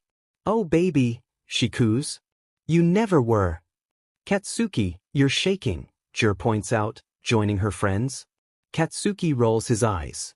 He's on his, what, 7th cup of coffee? Aijiro asks. He doesn't get an answer. I told him to slow down, but he wouldn't listen. How else am I gonna deal with you imbeciles? He defends himself. Jiraiya pokes his shoulder, smirking when he jumps. Hard to be intimidated when he's shaking like a chihuahua, she mutters to Kaminari. He laughs obnoxiously. They make it halfway to the store before Mina and Kaminari start up again. Jiraiya, truth or dare? Truth, she says quickly. Is it true that you had a crush on me when we first met? Kaminari asks, waggling his brows. No, she says. I am a lesbian. We've been over this, Kami. Katsuki snorts. Kiri, truth or dare? He hums, pulling his boyfriend closer to his side by the waist. Dare, he says, shrugging. High five the next stranger you make eye contact with. He raises a brow at her. Okay, he drags out, scanning the people around them. He meets the gaze of a young boy with blue hair and crouches down. Up top, little man, he says. The boy gasps and slaps his hand, starry-eyed. Mama, he exclaims. The rock boy from the sports festival gave me a high five. Well, that was cute as sheet, Katsuki says, smiling a little. Aijiro grins at him. Hey, Kats, he says. Truth or dare? Nah, Katsuki frowns, shaking his head. I don't participate in your stupid games. Aw, come on, King B. Kaminari pleads. Even Ciro's playing. Yeah, dude, it's fun. You don't even have to pick dare if you don't want to. 1. Katsuki begins. I'm not a coward. And 2. I already said no. That's final. You're such a grump, Mina pouts. Kiri, why'd you let him have caffeine? He's so much nicer when he's sleepy. Watch it, princess, Katsuki growls. Wait, I'm confused, Jiraiya says. If Bakugou is king, Ciro is a prince, and Mina is a princess, then is that? She points to the couple's intertwined hands. Illegal? Gross, no. Mina says. Obviously, Ciro became a prince when he married me. Man, I'm not even a legitimate prince? Ciro exclaims. This is so backhanded. Tough luck, Buttercup, Kaminari says. At least you're important. What am I? The jester, Katsuki says. Everyone laughs. Aijiro doesn't notice anything wrong until they're in the supermarket and he watches Katsuki shift from foot to foot while glaring at some fresh produce. He frowns and walks over to him, placing a hand on his back. You still jittery? Yes. Katsuki winces. Well, yeah, he says. But I've got to pee and the bathrooms here are gross. Last time I went in, some drunk was throwing up in the sink. Ew, Aijiro says, making a face. Okay, no biggie, we'll just head out a little early. You almost done? I am done, Katsuki says, holding up his grocery bag. Checked out and everything. I'm just waiting for you guys. Aijiro says quietly. You big softy. You care about your friends, he teases, kissing the corner of Katsuki's mouth. The blonde shoves him off. Don't squeeze my bladder a hole. He hisses, crossing his legs together briefly. Aijiro giggles and takes his hand. Sorry, I forgot. Wanna go tell the others we gotta wrap it up soon? Yeah, Katsuki says, nodding. Everyone regroups at the front of the grocery store after checking out. Jiraiya shoots Katsuki an odd look when he bites his lip and bends at the waist a bit. She leans in to talk to him. Hey, are you okay? Peachy, he grunts. Leave me alone. She raises her eyebrows but backs off. As soon as they're out the door, Kaminari and Mina start up with their antics again. Bakugou, truth or dare? Buzz off, Pinky. I already told you I'm not playing.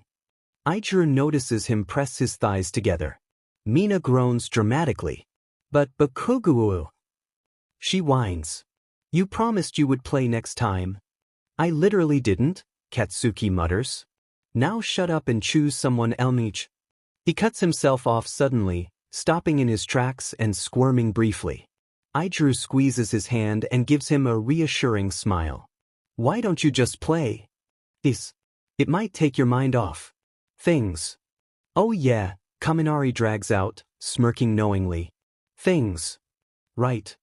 Shut up, Katsuki barks at him, going read. Fucking truth, I guess. Coward. Shiro exclaims. Katsuki Bakugou, you are a hypocrite. Well, we already knew that, Jiru says. Mina hums loudly, tapping her chin. Man ISCK at truths. I got one, Kaminari announces. When was the last time you said your breathes? You, Katsuki mutters, glaring at the shorter blonde. Kaminari laughs. Man, I'm just asking. It's a common truth or dare question, isn't it? He asks, turning to Mina. She nods. Last month while he was playing Mario, she says, pointing to Kaminari. Middle school, during a choir performance, she gestures to Shiro, who frowns and blushes. During a mission on her internship, she points to Jiru, who shrugs, clearly not embarrassed. The first week of training, Ijiro grins sheepishly at Katsuki's bewildered stare when he realizes she's pointing at his boyfriend. As for me, I haven't peed my breathes since elementary school, she announces proudly. I mean, not fully. There's been lots of close calls, I'm not gonna lie. See? Kaminari asks. Normal question. Yeah, but, Katsuki shifts uncomfortably. You're just asking to be a deech. How is that being a deech? Mina questions. Shiro nods towards Katsuki. It may take her a minute, but now that she's looking for it, it's painfully obvious how close Katsuki is to having an accident. His knees are turned slightly inward, his hips are shaking from how close he's pressing his thighs together, and his free hand is bunching the hem of his shirt up to avoid gripping himself. Oh, she says. Katsuki glares at her. Look, can we just shut up about it? He shouts. I'm fucking sick of this. Dare, I choose dare instead. Why don't you just? Jiru waves her hands around vaguely. You know. Go. You see a restroom around here, bitch face? Katsuki growls. Ijiro pinches his wrist. Not nice, he scolds. She's just trying to help. Katsuki rolls his eyes. No, I mean just, like, find an alleyway somewhere and pop a squat, Jiru clarifies. People do it all the time. We'll shield you. That's public indecency, Katsuki spits. Dare you to, Shiro says. Katsuki shoots him a look of rage and blind confusion. F you say? I dare you to, Shiro repeats with more confidence this time, shrugging. Unless you want to go back to truth, in which case you'll probably have to answer, today. I am not gonna piss my breathes like some baby, Katsuki seethes. And I'm definitely not going to flash my butt to the public. That's not what we're asking you to do, Jiru says. But fine. If you're too chicken. I know what you're doing, Katsuki says. I'm not going to humiliate myself just because you taught me. I'm not Kaminari. Hey! Kaminari exclaims, drawing his brow. I take offense to that, you know. Guys, why don't we just drop it?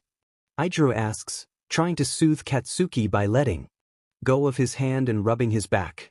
If he says he doesn't want to, then we don't have to make him. It's not fun that way. Yeah, Mina says. Bakugou babe is a stick in the mud anyways.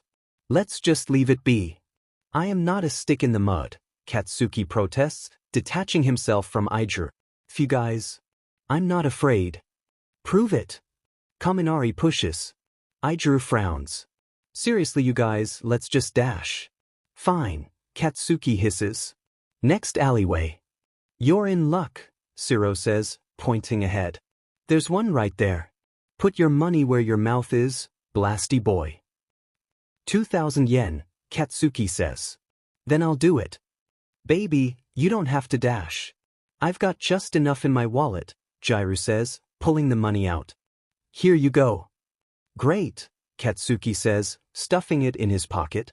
3 minutes later, Katsuki is nervously fiddling with his belt in the alleyway while his friends stand guard around him, with the exception of Ijiro, who's anxiously watching from the side.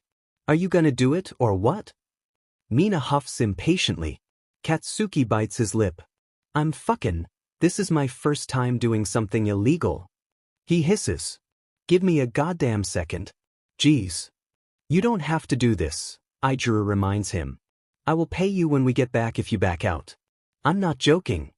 Katsuki growls in frustration and pulls his breathes down, dropping into a squat and relaxing his pelvic muscles. And relaxing. Relaxing. God damn it. He roars, pulling his breathes back over his exposed parts. Someone's coming. No one is coming, Shiro assures him. They are. Katsuki insists. Wait. They do. No one comes. Hesitantly, Katsuki pulls his clothes back down, his ears heating up when the first squirt of urine escapes him. The group cheers. Suki, Aijuru says softly. This is silly. Come on, you could get in real trouble for this. Another stream leaks out of the blonde, and he covers his face with his hands and lowers his head. This is much harder than he anticipated, much more embarrassing, and anyone could walk in at any second. He pulls his breathes back up. Dude, now you're just dragging it out, Shiro says. Either go or don't, just hurry up. Someone will see. Katsuki insists again. Guys, I'm going to be seriously set off if you keep pressuring him like this, Aijuru says. Knock it off. Come on, Katsuki, let's just get back to you. No biggie. I'm fine, he spits through his teeth. Aijuru clicks his tongue and reaches for his wrist, but Katsuki jerks away. Stop it, duh. If I stand up I'm gonna lose control. Shiro says sheepishly when Aijuru shoots him a look that could kill. Whoops. It's okay, Bakugou, Mina assures him. None of us are looking. We're not gonna let anyone see. You can go. Yeah, man. Kaminari pipes up. You're all good. Just chillax. Okay, Katsuki says quietly, rolling his breathes down again. He clears his throat awkwardly and slowly starts to release his stream. Then he hears footsteps. F-dash. He exclaims, pulling his breathes back up. Aijuru gasps. No. He says. You're okay. They're not in the alleyway. But it's too late. Katsuki ducks his head as he psees forcefully through his jeans, wetting his butt and creating a sizable puddle on and around his shoes. He stares down in disbelief. This isn't real, he mutters to himself. Sheet. Before he's even done, Aijuru's hands are on him, pushing his jeans down to his knees to at least avoid the back of his legs getting soaked. He feels his hair being pushed back, hears Aijuru's comforting tone, but doesn't process any of it. Too focused on the feeling of his boxers clinging uncomfortably to the backs of his thighs and the sound of liquid splashing on the ground beneath him. Blood roars through his ears as his stream tampers down. Kaminari says, breaking the silence. We're gonna head back. You two do whatever you need to do. Yeah, Jairu agrees, nodding. I owe you more money, by the way. We won't tell anyone. Mina says. I think that's important for you to know. This stays between us, alright? Katsuki doesn't react to any of this. I'm gonna buy you some new breathes, Shiro says, frowning. That was a D move on my part. Mina tugs at his hand. Sorry. Guys, go, Aijuru prompts them softly. They nod and walk away. Aijuru thumbs at Katsuki's cheek. Hey, are you okay? I'm so effing mad at myself, Katsuki says quietly. He fists his hands in his hair. Ain't stupid, dumb, weak, impulsive dash. Whoa, Aijuru says. He gently pulls Katsuki's hands away from his hair and holds them in his own. Katsuki, it's all right. That was an embarrassing thing to go through, but everyone has accidents. Plus, you didn't get arrested for public NDTY, so. Bonus. He jokes. Katsuki shrugs. Oh baby. Katsuki whimpers when Aijuru pulls him into a hug, smushing his face into his leg as he's brought to his feet. He grips his boyfriend's shirt for comfort, but he knows he's not going to let go. He knows what Katsuki needs. Shoulda listened to you, he says weakly, feeling his eyes water. I'm sorry. You don't have to apologize, Aijuru assures him. It's okay. You're okay. I'm sorry, Katsuki repeats again. Aijuru frowns and pulls away, searching his face. Hey, he says softly. You're not allowed to drink that much caffeine anymore. I don't think I've ever seen you this anxious. Sword dash, Katsuki begins, but he stops himself, sniffing. Okay. Aijuru asks. Katsuki nods. Alright, let's get you back so you can take a shower, alright? You'll feel better afterwards. He's not entirely sure he will, but he nods anyways. If you were to tell Katsuki Bakugou 2 years ago that he'd be shaking in the knees over first date nerves with Tenya Ida of all people, he'd laugh in your face. But here he is 2 years later, trembling like a wet dog. You're nervous, Tenya exclaims with realization. Katsuki squeezes his fork tighter as his face flushes red. No, he protests loudly. I'm just not used to all this fancy shit. Sweird. It's perfectly normal to be nervous, Tenya tells him. I shouldn't have taken you to this restaurant. I realize that it's out of your comfort zone. You trying to call me poor or some shit? Katsuki shouts. A few people glare at him and he shrinks back. You know very well that's not what I meant. You just live a more casual lifestyle. I don't think I've ever seen you button up your shirt all the way before tonight, Tenya points out. Katsuki rubs his neck absent-mindedly. I don't like them, he explains, more calm now.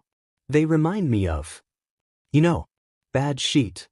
Then don't wear it like that, Tenya says, shrugging. You should be comfortable. I wouldn't have cared if you showed up in your normal sweatpants and t-shirt. Maybe I just felt like dressing up, Katsuki protests, although he quickly unbuttons his shirt to his comfort level afterwards. Thanks for this. It's nice. It's a celebratory dinner date, Tenya reminds him. I'm doing this to celebrate your victory. There's no need to thank me. I know that, dumps, Katsuki scoffs. But you didn't need to do this. You went out of your way for me. So thank you. Oh, Tenya coughs, flustering. Oh, you're welcome then. They eat in awkward silence for a few more minutes, before the waitress comes back and fills Katsuki's glass again. Tenya smiles at her politely when Katsuki grabs it and immediately gulps it down, figuring he wouldn't have to figure out if he should thank her for that or not if his mouth is full of water. Bakugou, Tenya says lightly. You're very tense right now. I've known you for years, you can relax around me. That's easy for you to say, Katsuki scoffs, rolling his eyes. You know exactly what to do all the time. I don't. We're different. I don't dash. Tenya's eyes widen as he starts to defend himself, but he sighs and reaches for Katsuki's hand across the table. Is this too much? I want you to be honest with me. Katsuki takes in the dim lights, quiet jazz, upper-class couples, and fancy decor. Then he looks down at himself, in ill-fitting dress breathes and a shirt his mother designed that makes him feel short and clunky, hands shaking and heart racing. He takes a deep breath and nods at Tenya. Yeah, a bit, he admits. It's just nerves. I can deal with it, he says, hastily downing the last of his water. Tenya shakes his head. If you're not comfortable, let's just leave, he suggests. Katsuki furrows his brow. What? He questions.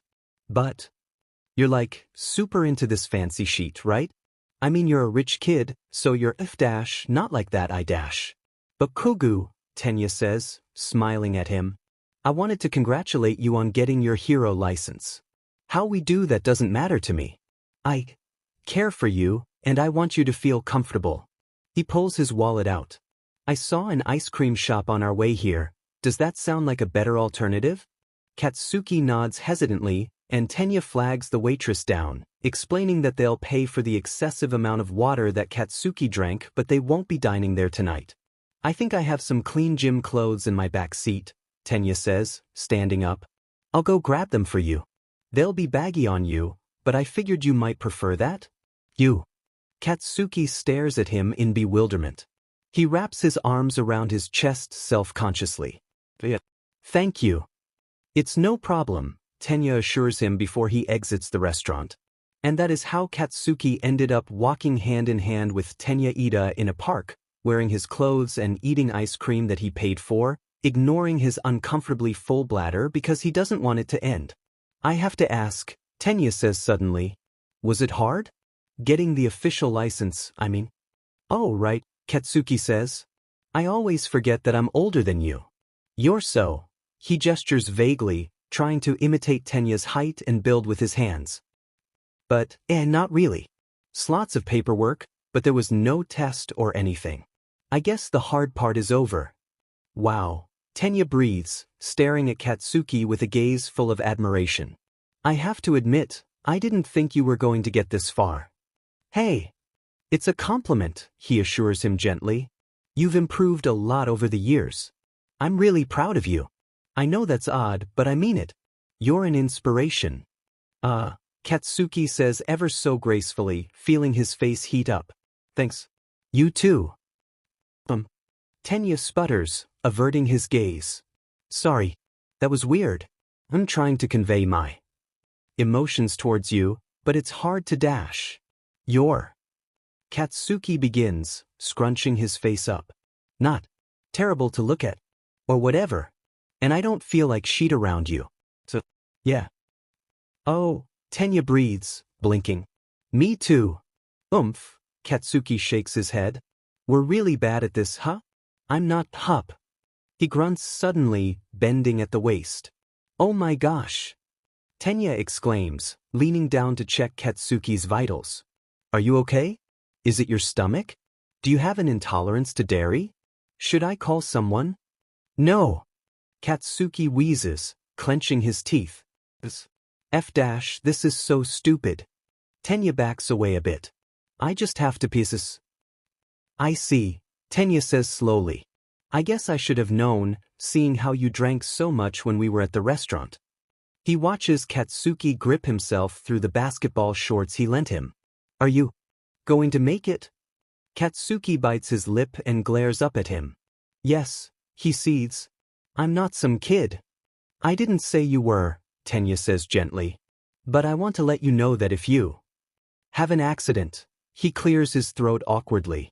I don't want you to be embarrassed by it. Water off a duck's back, alright? Let's just keep going, Katsuki grunts, righting himself.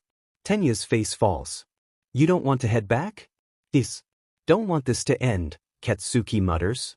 Tenya's heart flutters, and he pulls Katsuki into a side hug, careful not to squeeze his bladder. If you want to do this again, we can, he tells him softly. I'd like to, but I think we should go back to UA now. Just in case. I'm not some effing baby dash. I know, Tenya assures him, smiling. I just hate knowing that you're uncomfortable. So let's go, yeah? We can reschedule later. You're too imperceptive, Katsuki sighs, squeezing his thighs together briefly. Fine. Tenya links their fingers together again and happily starts to lead them back to UA.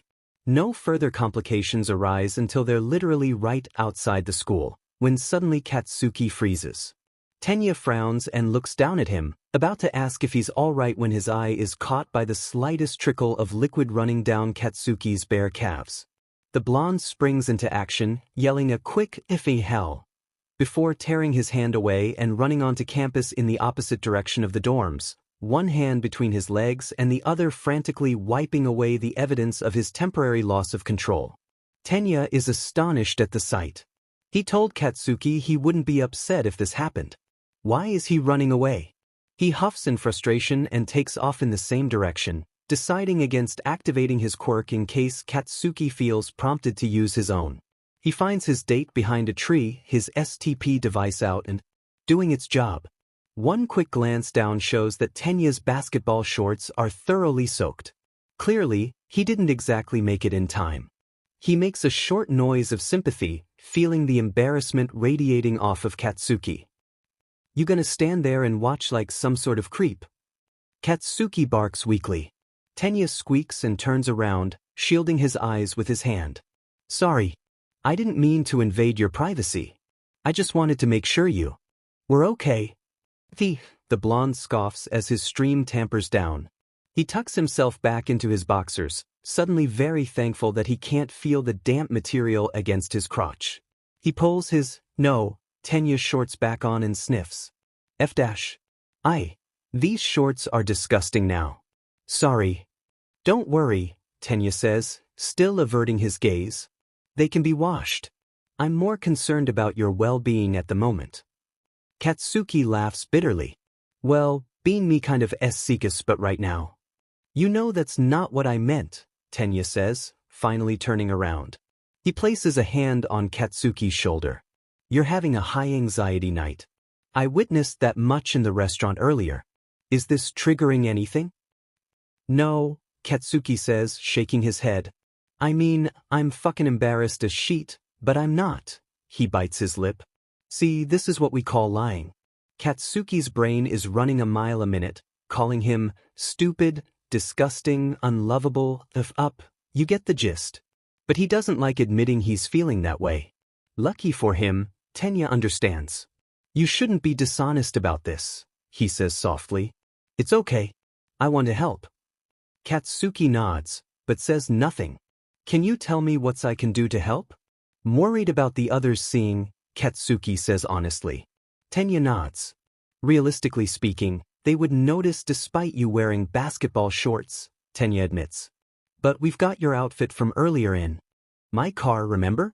You can change into it and no one will be the wiser. Right? Katsuki sniffs, looking downward. For the record, I mean, I'd prefer it if no one saw me like this, but I'm glad it's you. Don't have to worry about you squealing to those FNG extras or anything like that. Tenya's JRK reaction is to scold him for talking about his classmates like that, but he stops himself and leans down to press a quick kiss to Katsuki's forehead instead. I hope that wasn't too forward, he rushes to say. I know I should have asked for consent, but I just wanted you to know that I feel dash. You're something else, 4 eyes. Katsuki says softly, wrapping his arms around Tenya's shoulders and pressing their lips together. Maybe he didn't ruin this after all. This place is nice. Like unfairly nice. Your house FNCs, is what he says though, because like hell is he complimenting Shudo Todoroki of all people. Oh, Shudo replies. I wasn't aware I needed to change my house to your standards. Forgive me, Bakugou-chan. Oh, you right off with that sheet. He's here for the most ridiculous of reasons. His mom invited herself to a fancy house party at the Todorokis under the guise that Katsuki wanted to hang out with Shudo. Enji was clearly delighted at the idea of Shudo getting close with the winner of the sports festival, because he agreed immediately. So here he is. Why don't you boys go hang out with Natsuo? Shudo's older sister suggests. But for you dash. Shudo, she says sternly. Dad's hosting a party. With adults. And alcohol. It's no place for a minor to be, she insists. Don't patronize us, Katsuki mutters. I'm not, she assures him. But you're only 15. You shouldn't be in this kind of atmosphere, either of you. Shudo nods silently and leads Katsuki into his older brother's bedroom. Natsuo is playing some video game on his computer, wearing a fancy-looking headset and seems to care less that anyone has entered his vicinity. Shudo even tries to greet him, and he just gives a half-butted wave and returns to his game. I should have brought my phone, Katsuki mumbles. Shudo blinks at him. Yes, he agrees. You should have. I'm hungry. Would you like to help me make some soba and tea? Dude, your sister literally just condemned us to this room. I'm not crossing her. We'll use my room, he says simply. I have a microwave and a sink in there, and I keep a few ingredients under my desk just in case. In case of what? In case I get hungry while my father is throwing a party with a bunch of drunken idiots, he says. Katsuki rolls his eyes. Fine. He ends up sitting on Shudo's floor, absent-mindedly sipping on some soda that he kept in his mini-fridge DMN Rich Kids and watching him prepare a meal for the two of them. He'd considered helping, sure, but he greatly prefers cooking alone, and he's sure Shudo is the same way. All done, Shudo announces, handing Katsuki a full bowl and cup. The blonde downs it greedily, much to Shudo's dismay. Rude. M'fucking starfin', Katsuki says through a mouthful of food. He swallows. If you don't like it, don't watch me eat you butt. After they finish their dinner, Shudo puts a movie on. It's some stupid drama that would normally bore Katsuki to death, but it beats making conversation. At some point, Katsuki realizes that his bladder is uncomfortably full. Not anything urgent, but it will be if he doesn't pee, like, right now. He taps his fingers on the floor impatiently and squirms a little. Oi, icy hot, he grunts. Where's your restroom? Shudo pauses the movie. Down the main hall to the left. Green door. We've got laundry going in the room to the left, so listen for that if you can't find it. He stands up and walks out without so much as a thank you, beginning his search. His first problem arises when he realizes that Shudo's room is not in the main hall, and that he's going to need to sneak past the party happening in the common area to relieve himself. He clenches his thighs together. Fucking big butt house, and they can't be bothered to have more than one toilet, he curses under his breath, glaring down at the floor as he rushes past the crowd of Japan's rich and famous. This is bullshit. He finds the restroom with ease, which is when his second problem arises. He knocks on the door and no one calls out, so he jostles the doorknob only to find it's locked. He groans and bounces on his toes briefly before knocking again. Still nothing. He huffs in frustration and presses his ear to the door. And I just feel like he doesn't appreciate me, and I came to this stupid party for him, and dash. Shoo, I know. F-I-N-G drunk girls. He slams his fist against the door. Hey, I've got to take a piece. He shouts, hoping his mother doesn't hear him over the roar of conversation. The door opens. We're busy, a tall lady with black hair says. Find somewhere else, kid. The door is slammed back in his face. Damn it. He curses, shoving his hands between his legs and pressing his crotch. If he's not in front of a toilet in, like, 5 seconds, he's going to piss us all over the Todoroki's floor. And that's when he spots it. At the end of the hall, by a window. A potted plant. He's no good with botany, but it looks like a baby tree or something. Regardless of technicalities, it's a plant that can withstand a little bit of urine. Right? It's not just wishful thinking on his part. He feels his hands get wet and curses before running down the hall and pulling his packer out, forcefully peeing into the dirt. He resists the urge to groan in relief. This sort of thing requires subtlety. He can't get caught pissing in the plant of the number 2 her. Katsuki. The blonde jumps at the sound of his mother's scolding voice, rushing to tuck himself back into his plants. Within seconds, there's a hand tugging on his ear harshly. What the F are you doing? Mitsuki yells at him in a hushed tone. He averts his gaze. I had to go, and the bathroom is occupied. You're lucky I caught you and not Endeavor, she scoffs. I can't believe you were pissing in a plant like some crack addict. Yeah, well, Katsuki mutters. Not my biggest problem right now, honestly. You see, Katsuki really had to go. He may have put himself away once his mother announced her presence, but that doesn't mean he stopped urinating. It became clear very quickly that he wasn't able to cut off his stream, so he had no choice but to soak his jeans. On the bright side, since he'd already emptied some of his bladder, he didn't make a puddle, but his breathes are completely soiled. Mitsuki realizes all of this within the span of half of a second. Ah!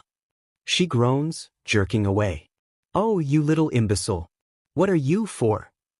He scoffs and rolls his eyes, trying to will down the lump in his throat. No, Katsuki. Just because you're acting like a goddamn baby does not mean you're going to ruin this for me. Go ask your friend if you can borrow a pair of breathes. Half and half is not my F or dash. Now, Katsuki, she demands, pointing down the hall. Go quickly before someone notices. As it turns out, the feeling of wet denim chafing his skin is nothing compared to the feeling of asking his taller, stronger, wealthier rival for a pair of clean breathes. I told you where dash. Shut the F up, Katsuki sniffs, scrubbing at his eyes as subtly as he can manage. Just get me the DM and breathes. You can get changed in my bathroom, Shudo says, handing him a pair of green leggings. There's no toilet, so don't even start to accuse me of sabotage. Whatever, Katsuki scoffs, following Shudo's pointing to the small room by his closet. True to word, there's only a vanity mirror, a sink, and a small shower in the room.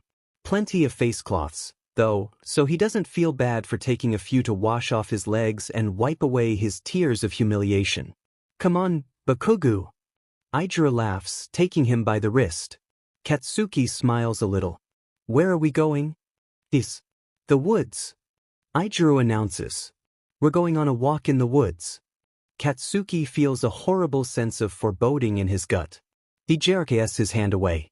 I don't want to go into the woods, he says firmly. Aijiro's smile falters. We'll just stay here then, he says. Katsuki assesses his surroundings. That's good. He could have sworn that they were outside just a second ago, although now it appears that they're in a restaurant. He doesn't think much of it, though. There's a more pressing matter he needs to address. Do you know where the bathroom is in this place? He asks, wiping his hands on his thighs. Aijiru's face brightens again. It's right there, he says, pointing behind Katsuki. He doesn't think to turn around and look. I think you should wait though. Wait? Katsuki questions. Aijiru nods. Why should I wait to take a piece? You'll ruin our date, Katsuki, Aijiru says, rubbing his thumb over the blonde's wrist and hey, his hands were in his lap a second ago, and also when did Aijiru start calling him by his first name? What's going on? But I really have to go, Katsuki whines, crossing his legs together tightly. He bounces in his seat to alleviate some of the pressure on his poor, distended bladder. Oh look, our food's here, Aijiru says. Katsuki looks down at the table and sees a bowl of his favorite curry. He doesn't remember a waiter dropping it off. He doesn't even remember ordering anything. How long have we been here? He asks, furrowing his brow. I really have go pee. So you've mentioned, Aijiru chuckles. Kiri, Katsuki grunts. How long have we been here? I don't remember getting here. Oh, look at you, Aijiru tuts. And Katsuki does. He looks at himself. It doesn't even strike him as odd. His face is flushed and sweaty, he's squirming relentlessly in his seat, his legs are crossed tightly and his free hand is shoved in between them, pressing down on his groin hard. It's painfully obvious to anyone who'd spare him a glance that he's desperate. I'm goin' pee now, he announces, standing up and looking back to Aijiru. I'm not sure that's a good idea, Aijiru frowns. Katsuki makes a weird face. You're not making any sense, he says, walking quickly to the restroom. He can feel his control slipping. The briefs he's wearing are damp on the inside of his thighs and by his butt. If he wore light colors, it would be a problem, but he doesn't, so it's fine. The minute he sees a urinal, he nearly cries in relief. He doesn't really remember getting to the bathroom or opening the door, but they don't put urinals in the middle of restaurants, so he must have made it at some point. He pulls down his briefs frantically and a burst of urine shoots out of him. He's never felt this full, it's like his bladder is a water balloon and he just stuck a pin in it. It flows out of him at an incredible speed. He sighs when the pressure finally starts to ease, so glad that he... Bakugou! That was weird. That he made it. It feels so good to just... Bakugou! He JRKS up in bed, gasping for air. Aijiru is by his side, eyes wide with worry. Wadash! He groans, confused. That's when he feels it. His pajama breathes and shirt, as well as Aijiru's mattress and dash, probably Aijiru too, are completely soaked with urine. He freezes. I tried to wake you up, Aijiru says sheepishly. It's no big deal. Happens to everyone. I'm not upset if you're worried that dash. Oh my god, Katsuki whimpers, feeling a lump form in his throat.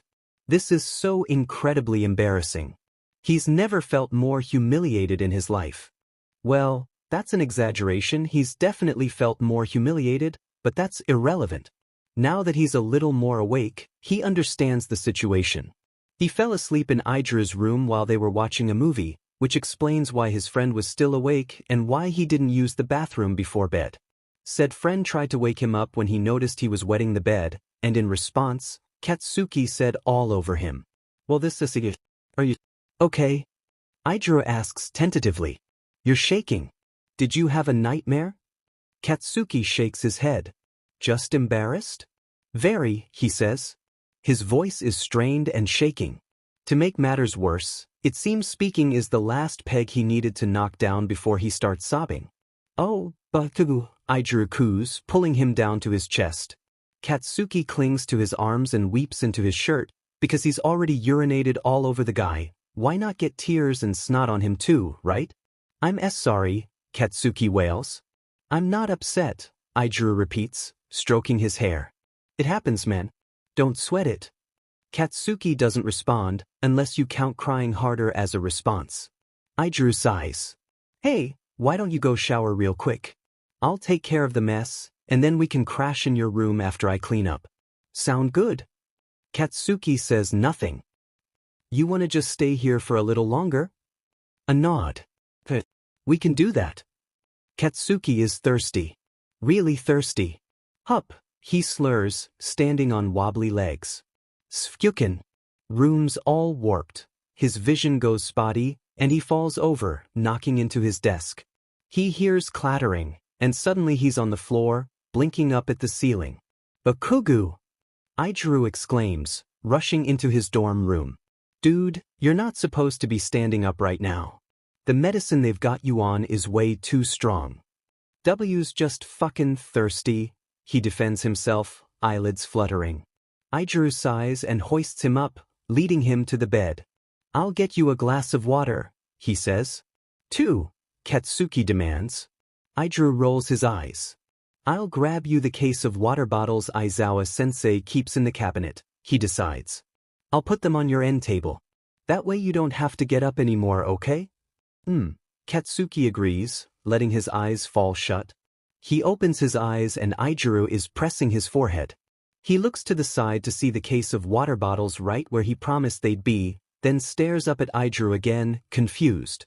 The redhead raises his brows. Well, your fever's going down, he says, taking his hand away. But you're practically delirious.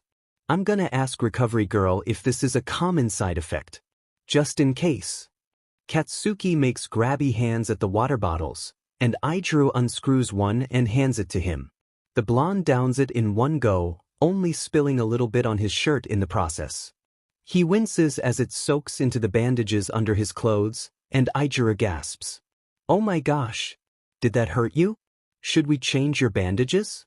What's the protocol for this? Katsuki rolls his eyes. S'fine, he insists, tossing the empty water bottle on the ground. Maul stitched up. I'm not worried about your stitches, Bakugou, I'm worried about your bandages getting stuck to your wound. Katsuki groans, rolling over and screwing his eyes closed. Shut the F up. I'll be back in about 2 hours to give you your next round of pills and try to convince you to eat something, Aijuru says. Keep getting rest. It's good for you. Katsuki snores softly. He wakes up periodically to down another water bottle. FNG. Pills make his mouth so dry, he can't seem to drink enough water to ease the unbearable cotton mouth. It's slightly more bearable since he keeps falling asleep after temporarily quenching his thirst. If he had to be awake and deal with this, there would be a lot more yelling involved. He starts awake, eyes flying open as phantom screams drift away in his mind. He can't remember his dream exactly, but he's sure it had something to do with the reason he's bedridden at the moment.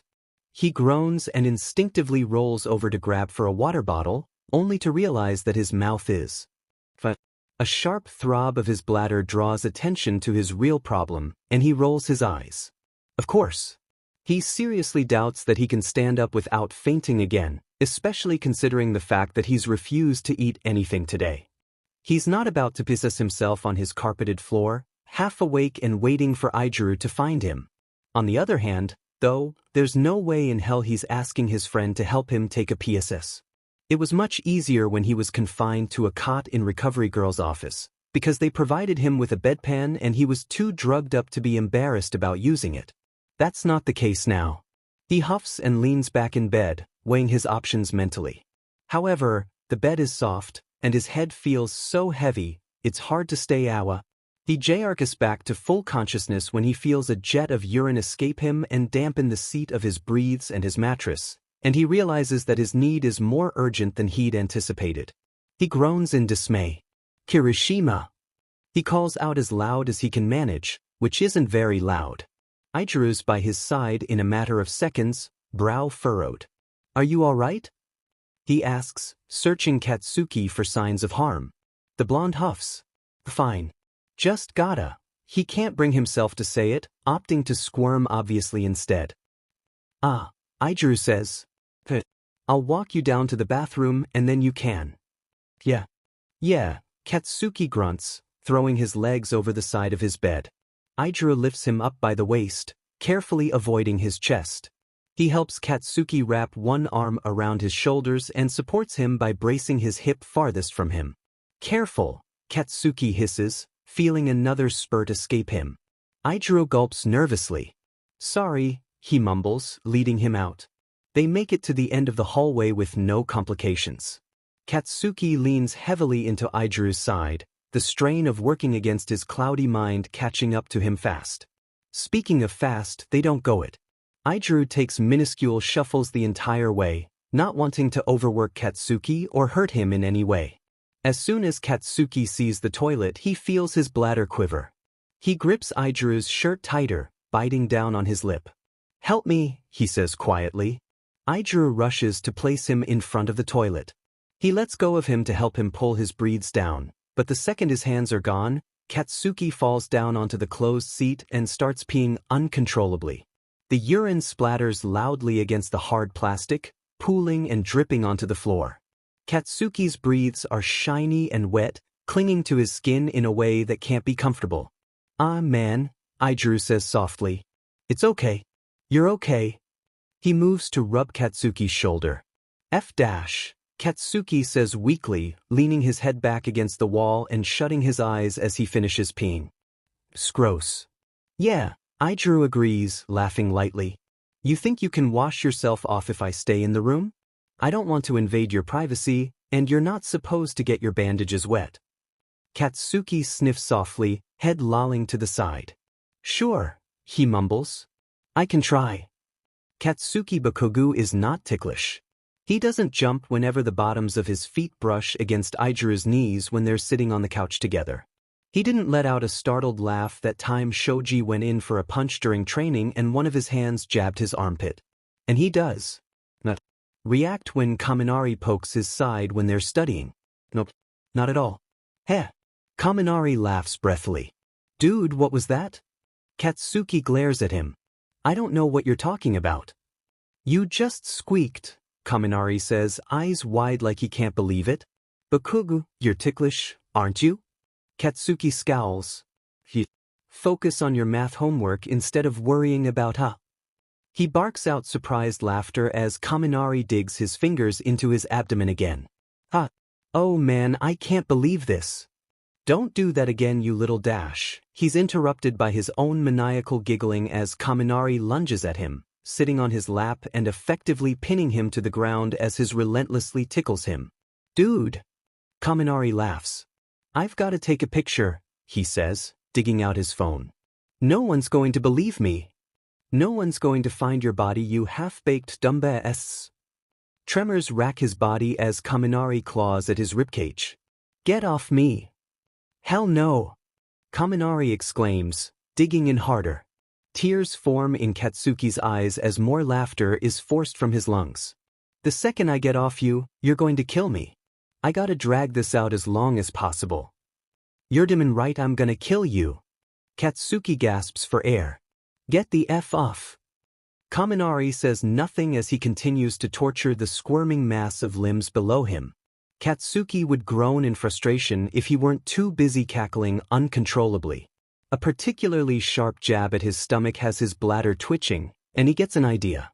It's hard to convince himself to relax through his own shrieks of laughter, but he eventually succeeds, feeling warmth rush out of him and into his underwear. It spreads quickly, each poke and prod causing him to force out the urine faster until his sweatpants are thoroughly soaked and Kaminari is pulling away slowly. Katsuki lets out one last breathy little chuckle before his expression darkens. "Did you just PSS yourself?" Kaminari asks, staring down at his lap. "Did you just PSS on me?" He yelps, jumping off of Katsuki. The furious boy jumps to attention. He could care less about the wet fabric clinging to his legs. It's not the first time he said himself, and it won't be the last. He's more focused on beating his dumbass friend to a bloody pulp. "You're dead, Sparky." "Bakugou." Zero hisses. "Who the foo dash?" The blonde is snatched down in an instant, being pulled into a crouch that makes his full bladder ache with desperation. He glares heavily at Zero, who's holding a finger to his lips with a look that quiets Katsuki down. "What are you doing?" He whispers. "I'm hiding from Kaminari," Zero answers. How the hell does someone PSS Kaminari off? He's the most forgiving person here. I stole his PS4. The whole dash. The entire system. Now shush. No, this. Katsuki says, snatching his hand away and standing up. I'm not Dash. Wait! Shiro exclaims, pulling him down once again. Katsuki growls loudly in frustration. What? My quirk is useless against his. He wails in a hushed tone. I need you to protect me. Let me go, Tape, but I gotta take a dash. Please. Shiro begs, looking down on Katsuki with puppy dog eyes. Katsuki groans lowly. I have to pee. Hold it, Shiro whispers, ducking lower behind the couch when he hears footsteps approach. Katsuki grumbles but follows suit, wincing when the action squeezes his bladder.